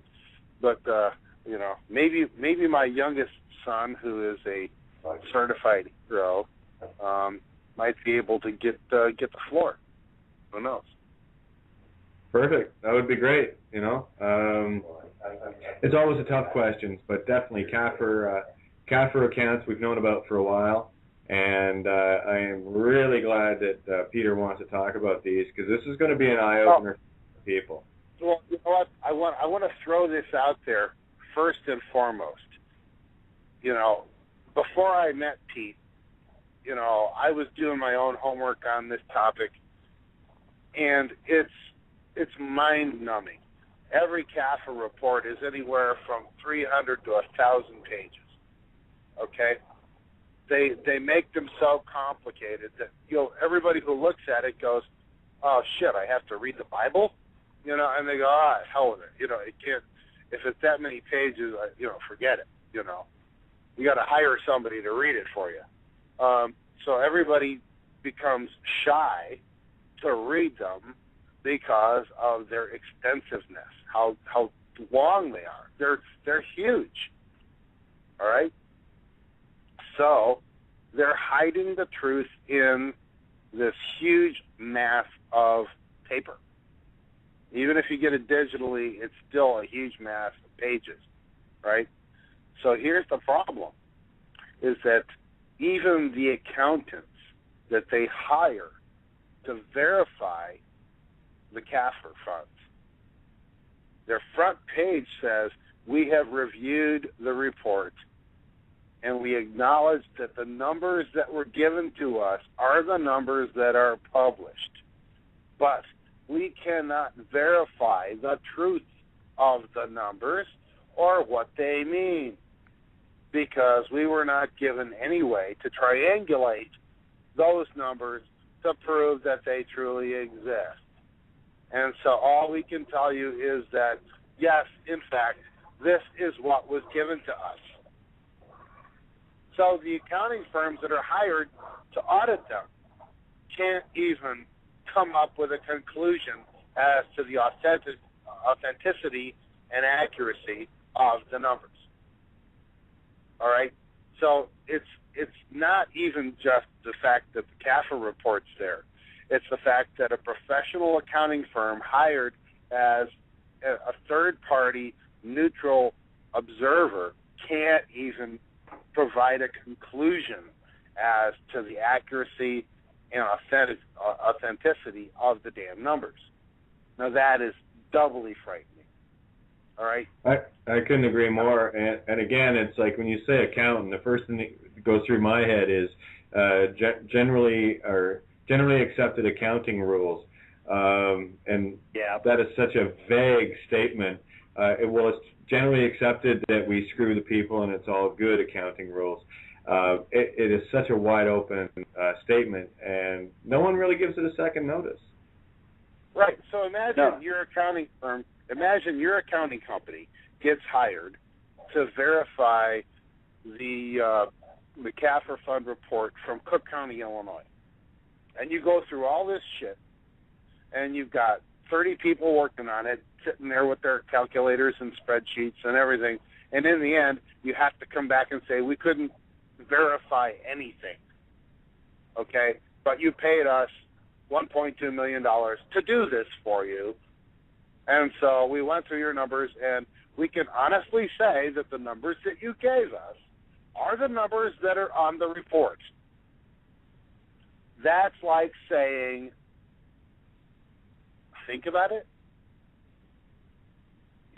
Bob said his wife was Jill. We can't find a marriage certificate. We can only say that Bob said his wife was Jill. Okay? There's no proof of anything. Hearsay. Nothing. Here we go. More hearsay. They are just verifying the fact that the person submitting the report gave them the numbers that they did. They're not saying they actually could prove the numbers. That's like saying, it's like I'm married to Jill. Greg says he's married to Jill. Okay. Can you find a marriage certificate? No. But, we can report to you, the public, that Greg says he's married to Jill. That's how the CAFA report audit system works. Nobody is accountable. Nobody anywhere. But I can tell you from my research that at least 50% of what is in the CAFR funds is the retirement plans for all of the public officials. Okay? And that the retirement plans for all of the public officials is 100% funded. And anybody who says that any retirement plan for, the garbage collectors or the teachers or whoever in the public is experiencing a shortfall is lying. Absolutely lying, because it's 100% funded in the CAFR. So if you take the CAFR and cut it in half and say 50% is the retirement fund, we don't care. We understand we're taking care of our neighbors that work for the public, okay? Okay, cut it in half. Say half the CAFR funds belongs to our neighbors. What about the other half that they don't report? That's what I'm trying to say, is that everybody looks at CAFR funds as a giant gold mine, okay, and I'm just trying to say it's lawfully half of a giant gold mine, okay? It's lawfully half of a giant gold mine. Half of it belongs to our neighbors that signed on to a retirement plan. But then, why the hell is it that the government is telling everybody that they have to cut the benefits for the teachers and the garbage truck drivers because there's not enough money? That they have to either raise because taxes it's all or being cut. done. Because now Right. they're stealing the money from the retirement funds that are actually there for them. Tony had a good point. Go ahead, Tony. Yeah, it's all Agenda 21. This is the whole purpose. It's been done deliberately. Yep. They want to collectively clear out the rural, the farmland areas and stuff like that, and collectively put all the masses on top of each other in a city so they can. It's back to the control mechanisms again. Gee, go figure. Now, here's some irony since we're on the CAFR issue, though. And you're right about Agenda 21. Most people have never heard of it. Look it up, folks. It's time to wake up a little bit. Agenda 21 does exist in all counties, at all levels, but most people didn't get the memo on that either. But here's some irony for you. Brother Jesse Ventura, ex-Navy SEAL. I love my Navy compadres. I'll tell you, it's like every time I turn around, it's some swabby who's bringing the shit forward. You got to love it. He was when he was over there as a governor in Minnesota, the legislature was wanting to lay a new tax upon the backs of its masses over there in the state of Minnesota. Well, here's some irony for you. Here's a guy who's pretty sharp. He doesn't usually miss too much, and he walked into his legislature when they were trying to pass this garbage upon the backs of the masses, because they said, we have this $750 million shortfall, and we're going to need to increase some more property tax. So we need to have the sweat equity of the masses pick up the tab on this shortfall. And Jesse Ventura, he holds up he had the whole dadgum printed CAFR account right in his hand, and he goes, "Oh, we got plenty of money right here, folks. Hey, we don't even need to pass this legislation on the backs of my brothers, our constituents. We got plenty right here." Their jaws dropped in the legislature. They didn't believe that a governor actually had the snap to read the freaking CAFR account and know that there was plenty of funds in there. And he's the only governor out of all 50 states that I know since the history of the states who's ever broached the issue of the CAFR accounts. So, and once he didn't get reelected. Yeah, well, right. Because, matter of fact, he did a 45-minute call sharing with that they had a CIA shill which they have planted in every governor's mansion throughout the country in all 50 states. They have CIA shills that keep the governors intact and in, so they don't let the cat out of the bag, so to speak. So they got to keep a close rein on the governors at all levels to keep a level on their pulse so they don't breach any information to the game. So, folks, I'm telling you can't make this stuff up. This is reads like a bad Steve King novel. Yeah, well, hey, Peter, what was that video you were had passed around, 15-minute video that people can watch on the Capra? Oh, that guy, he knocks it out the park. I posted it on your site, so go get it.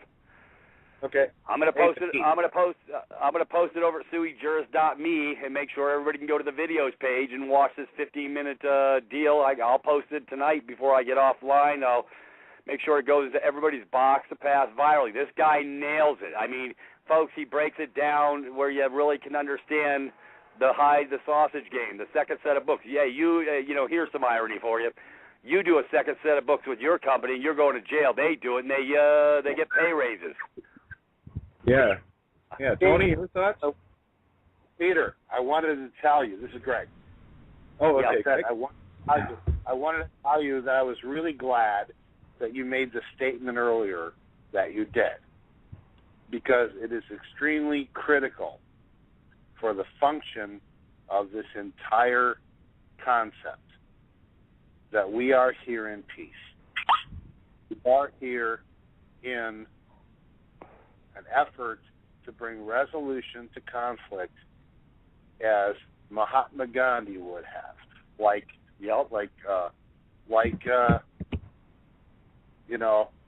MJ did, like Martin Luther King did, like anybody did, like people who were committed to handling things man to man, civilly, peacefully, in love.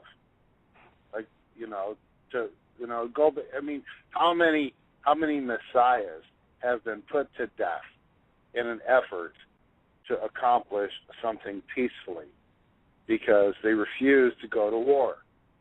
So they just killed them anyway. Yep.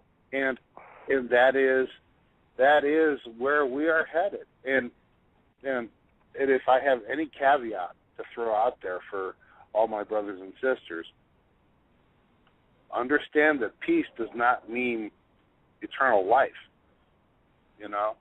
That if you are an advocate of peace, you are an enemy of war. Big time. And that's one of the reasons why they're so afraid of us, because only us that get into that condition.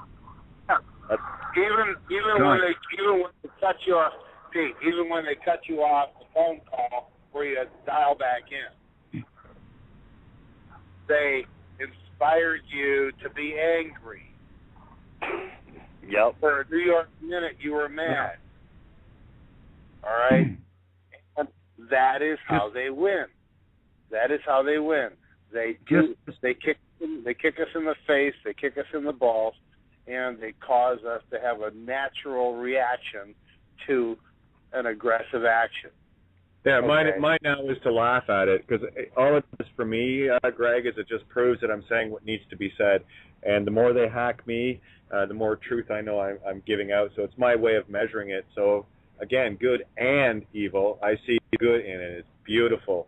And I have to thank the shills for letting me know that I'm making a difference by them hacking at me, kicking me in the face, and all the rest of it, because all I'm going to do is get up taller the second time, third, and fourth, and I will never lay down. This torch will never hit the ground. Game over for them, period. You know, if they Pete and I have had this conversation 100 times if we had it once, and that's simply, if they decide to take us out, all bets are off. All right? As simple as that. Yep. There's a report.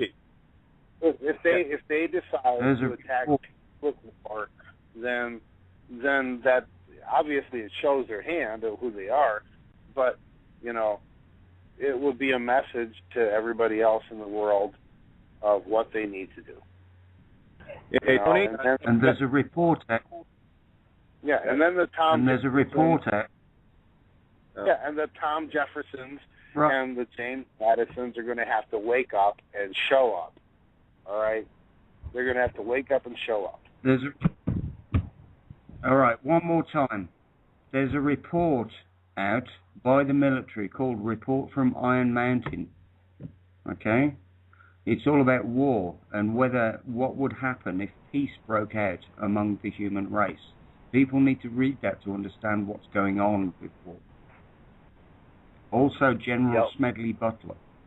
Yeah, I love General Smedley. Yeah, Marine Corps. Hoorah. He says war's a racket. And if you really want to go exactly, and if you really want to go the whole hog, there's also the Brookings Report.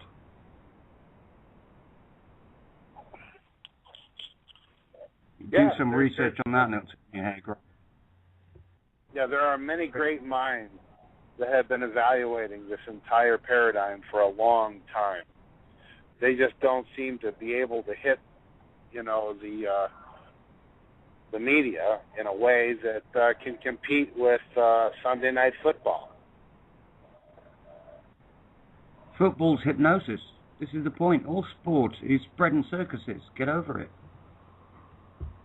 Well, you know what? We need to pool our resources and advertise on Sunday and Monday Night Football. I love it. Yeah. I know. Hey, you see people posting billboards in some of these other states, on bringing forward some truth. You buy yourself a damn billboard and you start posting, hey, how you can be free. Go to, or whatever, I mean, so there's, right. Folks, there's more ways to slay the dragon. Like I say, the military mindset can be used. It's an information war, folks. It is a war on for your mind. Yes, as Alex Jones says. Well, yep. Alex Jones is one of them. Yeah, well, he's into the fear porn. We're past the fear porn, so yeah, I've sort of laid quiet following Alex's diatribes because he gives you all the trauma and the mind-bending crap that gets you in an excited super state where your resonance is not that of a natural resonance, and so I don't feed that paradigm anymore. So I'm past all that. So, but he does give some good information, but at the same time, he's in a hyper state of excitement, which is causing other people to get in a hyper state of excitement, and that's what the system wants. Hey, folks, we just go to love and peace and harmony. It's all good. Everybody take a Quaalude and kick back. Don't right. I totally agree with that, Pete. It's a matter of fact, I've got a couple other friends that are on the verge of a breakthrough, but they're not quite there yet, and they keep sending me all these links to go read all these inflammatory things. Look how screwed up things are. It's this guy against that guy. It's this group against that group. It's this against that. This is a problem. And then I go, and what are you going to do about it? And they say, nothing, because there's nothing we can do about it. It's beyond our control. I go, are you kidding me? All they got to do is start learning. But this is where the divide and conquer. Divide and conquer in the mind. It is very important. Okay, I want to say, with all due respect to Alex Jones and their kind, okay, they are providing a useful service. They are informing people there's a problem, but they stop right there talking about the fact that there's a problem and not how to solve it. And exactly. they leave people thinking that there's no solution. Okay? And they leave people angry and hopeless. And what happens when you have a mass of people who are angry and hopeless? Bad things happen.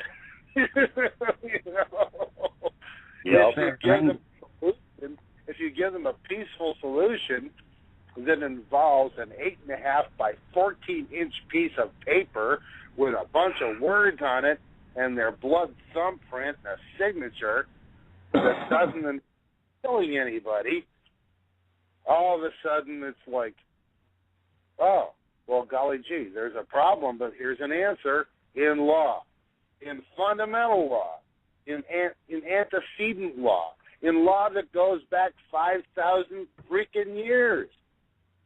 And you can't say it. Only a criminal can deny it. We have all the solutions. It's the mentality that created the problems, and we're focusing on the negative rather than the positive. If they released technology and they released the hidden information that's been kept from the friggin' human race all this time, we wouldn't have the problems. You know, legalise marijuana. That'll make a frigging industry. That'll make your hair stand on end. You know, forget a recession.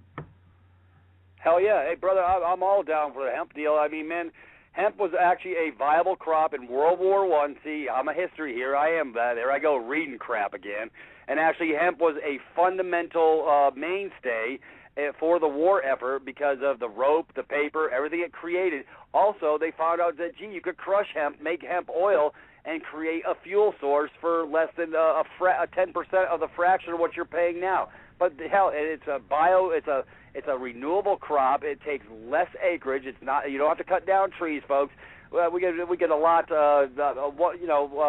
1/10 of the country to grow in hemp, and we have more stinking industry than Carter has pills. I mean, but hey, that's too much like easy. Because see, Big Oil got their hands in it, and they're the ones who started the prohibition with the scam. So, see, if you follow the bouncing ball, just follow the money, brother, and it gives you all the answers. It gives you total clarity of how the whole scam works, and it's just about the stinking lucre. Exactly. On every level. This is the point. You know, it's funny on the hemp thing that you bring up, because, my grandmother, God rest her soul, told me a story. She was over in Michigan visiting my great uncle's apple orchard, and my mom was with her, and she was walking around, and she saw all these hemp plants growing, and she was running around in the ditch taking all these hemp plants and harvesting them and putting them in a bag. And everybody in the family said, Mom, you can't do that. That stuff's illegal. You can't do that. She goes, what do you mean it's illegal? She goes, we've been using this for 200 years in our family. She's originally from Austria, okay? She emigrated from Austria. And she goes, we use this for headaches. We use this for compresses on horses when they sprain their ankles. We use this. She gave them like 30 different reasons why they use this plant, okay? Including curing cancer. And and everybody in my family from America, not from Europe, criticizing her, said, you have to throw that back in the ditch. You can't take that with you, because if we drive from Michigan to Illinois with this stuff and they find it, you're going to go to jail. Hey, guys, I'm just going to jump in here. We got a little over 8 minutes left to go here. As far as hemp, I've done countless hours of shows on the benefits of hemp, all the way back to it being illegal to not grow it mainland United States, back in the days of Jefferson and Washington, and all its benefits. Hemp plastics, I mean, the first car that Henry Ford built was 90% hemp plastic, and it ran on 100% hemp fuel. It was slated to be the first. They cut you out, okay? Patented the polymer process of making plastics from oil at the same time that William Randolph Hearst had just bought up 20,000 acres of trees for hemp or for paper pulp. You can grow on 1 acre. You can grow an acre of trees. It takes 20 years to get out of that 1 acre what you'll get every year 3 times with hemp. So I mean, the benefits are there. There's part of the cannabinoid that one of the elements within it actually completes the synapses connections in our brains. It makes us smarter. They don't tell you that, though. I don't know about that, Kate. I smoked me a party bulb in 8th grade before I went to class. No. I got pretty dumbed down. No, it's not about smoking it. It's about juicing it and eating it and using the oil properly. You only get one. Yeah. You only get smoking me a big. Smoking it. You know, there was a great program on PBS this past week where they were talking about all these different heritages of different plants, like the heritage of the tomato, of the hemp plant, of the onion, of everything. It was a great program. I've got to find out what that was so I can copy it. But they were talking about hemp. They were saying that one of the side effects of hemp was the fact that everybody was so curious about how it affected the human brain and why people liked it, that it actually inspired the entire study of how the human brain works. and the entire electrochemical processes of how the human brain works was inspired by the government's curiosity over how hemp affected it. Now, there's another benefit. There's another benefit of the plant. We actually learned more about the human brain because they wanted to know why pot worked. Yeah, that's standard fare for these guys, and you want to talk about thinking that you're above the law. Well, here are humans trying to make something that is creator made illegal. Are you kidding me? Exactly who made you the sole creator? But again, the only thing that they'll ever try to stop are those things that benefit and help us. So I've always had one rule: if the government says go this way, I go that. And Kate, hey, I got 10 more shows just on the medical side of stuff. Hey, let's not even go there. Listen, guys. We got 5 minutes here, so let's wrap this up for tonight. What a great amount of information. I really want to get hammering on the CAFR funds, though. We're going to do that on Wednesday night, Peter. I really, we get that link around for people to get their heads around it. I'll get it posted on Facebook. You can get me on Facebook at kate.rene.5. That's KATE.RENE.5. And you can get me on Skype at katie.rene.thompson. I still use it because it's there. Anyway, so it's KATIE.RENEE.THOMPSON. And you can email me at katierene@live.ca, KATIERENE, only one E in that, at live.ca, or at get me through the blog page at loveovermind.wordpress.com. For all the links to the shows, and if you get on my email list, I keep everyone in the now loop with what we're doing and what's going on. So give yourself a plug there, Tony, and plug there, Peter. And Greg, thanks for jumping in. Lots of great information. Hey, thank you very much, guys.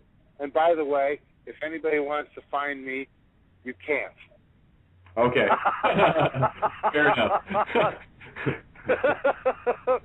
Good answer. That's killing me. Fair play. I'll talk to you later, brother Greg. Carry on. Love you, buddy. Bye. Yep. Go ahead, Tony. Go ahead. I was just going to say, if anybody listening needs a breakdown on how we've actually got to this particular point, Blueprints of Cosmic Consciousness is a book that I wrote that sort of breaks it open for you so that you can understand what's really going on behind the scenes and how it all fits. And you can get a copy of that book free. It won't cost you anything. Again, all this information is free to people, even though it's cost us dearly, but that's not the point. At www.awakeconsciousawareness.com. And with that, thank you all for listening, and I'll hand you over to Peter. Thanks. And for those, since I started the topic tonight on the word person, if you want a plethora, and I mean a plethora of mind-numbing, overwhelming information, simply go to Sui Juris, SUIJURIS.me, and go to the education page, and you can click on the Informer, which I have downloaded, and there's a multitude of documents and reads on everything that I speak to give you the so-called magic in your mind to remove, literally separate the wheat from the chaff. It's all located on the education page. I posted it, but apparently not too many people have clicked on it. So now, hey, go ahead and click on it. It's all good. Anyways, Kate, I'm done on that note. Excellent, and thanks again, Peter. Great stuff. Another one of those preemptive, let's just do a show because we can. We have some time and an open slot. We can do another show of Outside the Box, and always a treat to have co-host Tony on board, co-helming with me. And Lord knows I need a co-helm most nights based on the hacking I get. It's been everything I can do to stay online here. I've got an Internet Explorer has stopped working warning, and it's ready to crash any time here. But don't forget, you can tune in to Freedom Reigns here every night from 7 to 9 p.m. There's generally something going on. We have Santos Bonacci as a brand new host starting Sunday nights from 7 to 9 standard time with us, Eastern Standard. And you can get Outside the Box on Wednesdays and Fridays from 7 p.m. to 9 p.m. as well, Eastern Standard Time. And Tony's over in the UK, so it's almost 2 a.m. for him. So that boy's in the party here. So, guys, great job tonight, and we're going to cover more on the CAFR funds on Wednesday night. And Peter is joining me on awakeradio.co.uk on Wednesday from 11 a.m. to 1 p.m. Eastern Standard Time, 4 to 6 p.m. Greenwich Mean Time.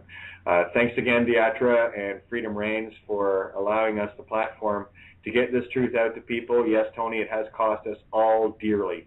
And it's not that all we want is it not to go to waste. If you want to help out, great. There's donate buttons on the freedomreigns.us webpage, on Tony's page, on Peter and mine, and whatever. If you feel it's worth something, chip in. Anyway, good night to all. Thank you for tuning in to Outside the Box. I'm your host, Kate of Gaia. Much love to you, and we'll catch you on Wednesday night here on Freedom Reigns Blog Talk Radio. Have a great night. All right, Kate. I'll catch you on the Skype. But I get to travel now instead of drive, which is just the most exciting thing in the world, because, you know, the freedom and having been pulled over and arrested and put in jail and all that kind of stuff for driving. And, you know, when I said I was traveling, now I get to really travel, and they won't be able to do anything, and it's going to be really cool. I'm so pumped. What's your name, sweetie? What's my name? Yes, your first name? Sandra. Sandra, this is Peter. Welcome. Hi, Peter. Yeah, we talked the other day, remember? Yep. Yep. So, yeah, I just got my IDs today, and I just am so thrilled. I mean, I don't know if I'm going to sleep tonight, but this is so cool. You're not. You're just going to be so pumped. I know I am. I'm pumped. It's like everything inside of me is jumping up and down for joy and can't stop. It's just going for it. So, yeah. Oh, my God, Christmas came early. That's true. No, it's awesome. And again, people need to hear that. So, and the relevance of that is more than people can imagine, and that's why we talk about both sides here, to give people the panorama. And it's about staying in peace, love, truth, and honor on both sides. And what we're trying to do is just, we don't give advice. We just tell, we tell it as it is, and how the system has been screwing us all over because, well, we've allowed it in our ignorance. And also that there is a way to step out of that, get out of Babylon, And we're waiting for Tony to call in too, by the way. He's apparently having a hell of a time trying to get a Skype line in. Gee, I've never had that experience, eh? Oh, there he is. Speak of the angel. All good. There he All is. Good. Well, all right. Hello. Just if you want to jump in and chat, or if it's entirely up to you. Just let me know on Skype, and we're going to let Peter just rip and roll. Okay? Well, yep. All good. Or did you guys lose me? No, we can hear you, Kate. Okay, Danny. So I'm going to put you on hold. Okay, hon? Yeah, go ahead. Okay, and if you need anything or you want to jump in, just let me know on Skype, or if you want to stay on the call, that's great. If not, you can, where we are on the air. You can also Skype me anyway. Awesome. You haven't correct. Okay, I'll put you on hold here. Yep. Okay. All right, love you, baby. That's awesome. Awesome. All right, Peter. Let her rip, my friend. It's interesting. Yeah. Where do you want to start? At the beginning, I guess. Well, I guess just close out on our bond issue, because that was an excellent show. Matter of fact, I need to get a copy of that show. I think I saved it into my favorites somewhere. I need to post that over on suijuris.me for everybody's consumption, because that was, folks, we're literally pulling back the layers of the onion very aggressively, very quickly, and very effectively. These are all the things you're never supposed to know. Inquiring minds want to know, and they don't want you to be an inquiring mind. They want you to go to sleep. So, you know what? This is the wake-up call. This is beautiful. Yeah, it is, and that was the Friday night show. I'll make sure you get the link. I've already downloaded the show as well, so if you have any issues there, I will get the show to you. No problem. Yeah, Kate, they're still screwing with your line. I guess it's going to be the Peter and Tony show. That's what's good tonight, and the most important thing is you're going to be heard.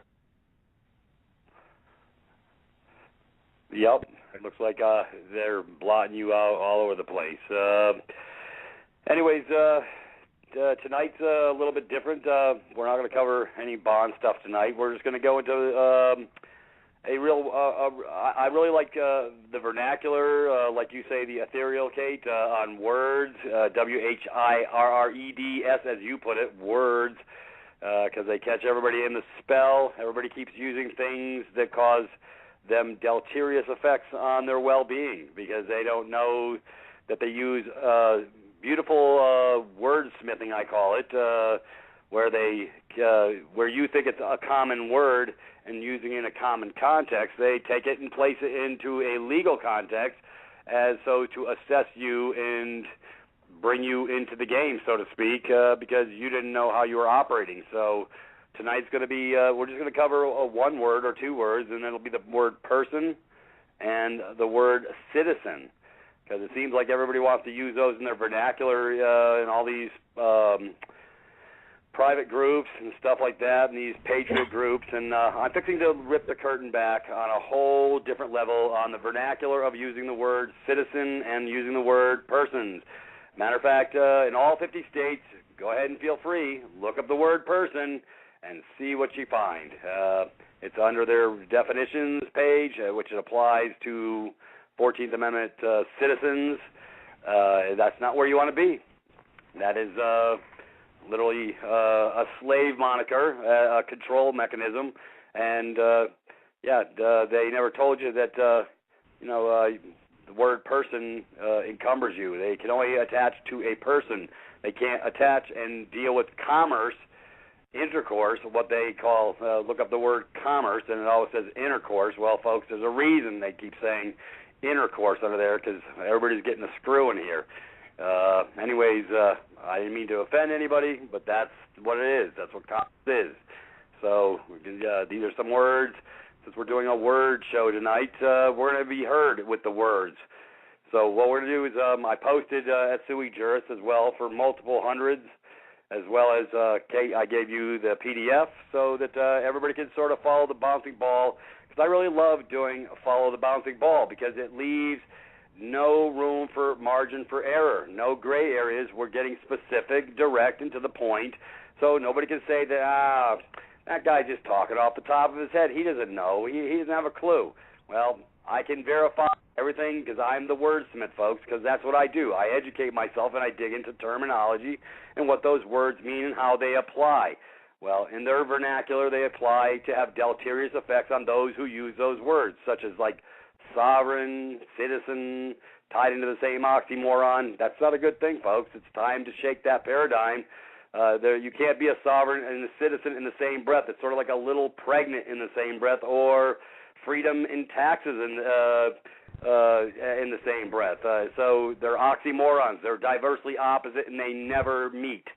So without further ado, I'm going to start off. I'm going to try and stay slow, folks, so that everybody can follow along, and then I'm going to take little short intervals when I want to interject, so everybody gets the full gist of what I'm trying to bring across here. This is information. This is education. This is what this is all about. So as we move forward, you're going to get the big picture. Well, let's start off with the Informer. This is where I got this from. This guy put this out back in 1990. It's been out there for 22 years, folks, and we've been asleep for those 20 years. I'm guilty myself. When I read this for the first time, I said, this guy's lost his ever-loving mind. Well, he didn't, because it's totally 100% unequivocally applicable. So let's follow the bouncing ball, and we'll start at the beginning. The word person. This article is being presented by the Informer to all people who call themselves persons. When in a legal setting, the word person is not in legal terms or political terms what one wants to be. Also, as you will see, the term people in political terminology is very bad for ones who love freedom, such as in the phrase, we the people. This will quell and settle once and for all the arguments that are flying around about the terms citizen and person that never is settled. This will also upset people that use the term pro se or pro persona. There you go, pro persona, folks. Look that one up too. This is really good stuff. Persona, that's a false entity, an actor. It's not a man, a live flesh and blood individual. It's a actor. Anyways, this gentleman says he's rung the bell many times since 1990, and still people persist to their own detriment to use these terms and tacitly admit they are a person. This will undoubtedly set some gurus back a piece that preach citizenship of a state is what you want to be. It will also set back some gurus who preach 14th Amendment and that blacks were not persons until the 14th Amendment was conceived. The history here will show why their arguments are flawed. Of course, this will inflame those gurus to no end.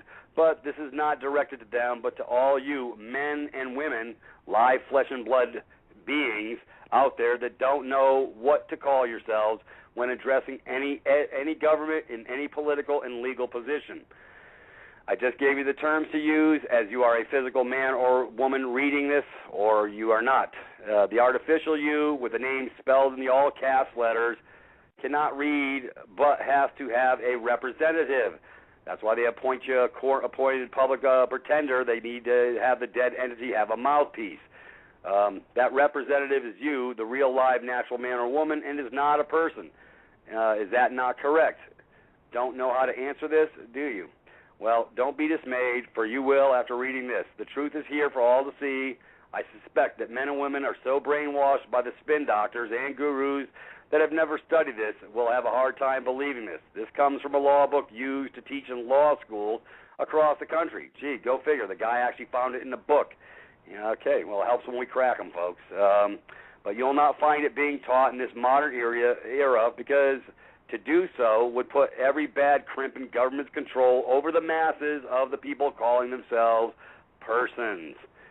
Gee, why would he say something like that? This guy, he's not following the paradigm. Well, that's good because it's people like this that wake up people like us. Did you want to share a little bit there, Kate? Well, if I can, I don't know if you guys are hearing me okay. You hear me all right? Yep. Whoa, that's a first. Anyway, yeah. Again, we're not talking about bonds today. We're talking about persons. Maybe they don't mind us talking about persons. Maybe not. You know, they want people to understand exactly how they're slaves, and maybe they'll still roll over and play dead for them. That's exactly what you are in their world, and you are dead until you actually know who you are. Right. Yeah, it's critical. I mean, these guys are, they tell you who they are. Magi straights, which in the mirror is straight magi or straight magic. And it's all in the twists and turns of the words. These guys are word wizards. And I gave a prime example of one of the words I like to use a lot, refuse. If you refuse something, you're joining it. And again, it's also we to do again, or we, the Son of God, being the ancient spelling of Ra.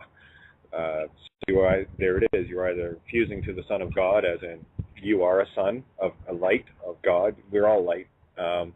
And or you're refusing to their system. That's when they ask what your name is. They're asking what is your way. So only I know my name. Only I can hear it. No one else can. And the same with you. You know that little tone you hear in the air. That's your frequency. No one else can hear that. That's yours. Your particular frequency of light. So anyway, yeah, just carry on, Peter. This is awesome. We do have a caller at 404 area code. Do you want me to bring them in? Yeah, well, maybe let me get a little depth into this before we start taking on callers, because otherwise it sort of I feel like muddy the water. I'm trying to get somewhere with this. Yeah, you can. That's what I'm saying. I don't even know why you're talking to me. Just keep going. This is the Peter show tonight. No. I'm talking about. I thought you had another caller who wanted to come in and ask questions. I would like to get some gravity, some forward progression before we integrate any further busy conversations, I guess, to sidetrack the real issue at hand here. Yeah, you carry on, my friend. I'll screen the call and take her away, my friend. And Tony, any issues on my end, you have the helm, eh? Yep, got it, Kate. All right, thanks. I'll screen this and carry on, gentlemen. You guys are doing awesome. Thank you. Yeah, Tony, this is really, really good stuff. Did you get a copy of this by chance?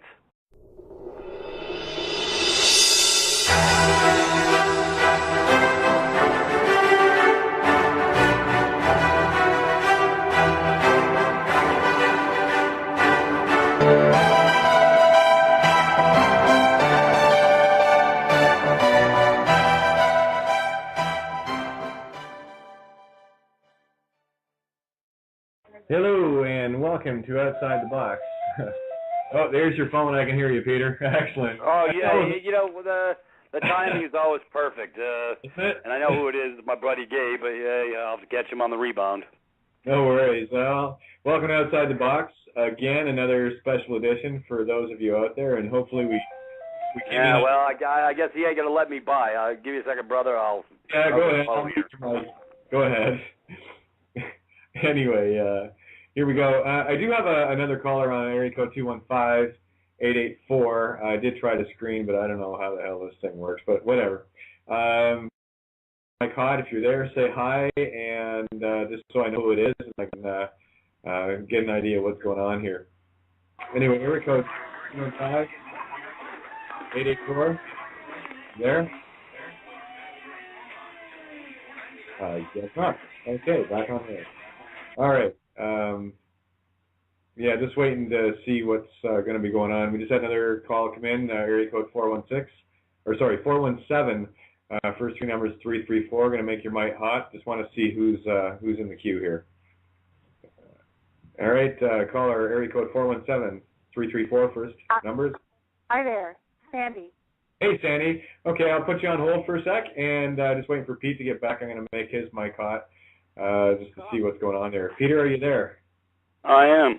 There he is. Okay, just wanted to, I muted you out just for a sec there. So I'll put you back on hold. Sandy, I do want you to talk about the little package that arrived for you today.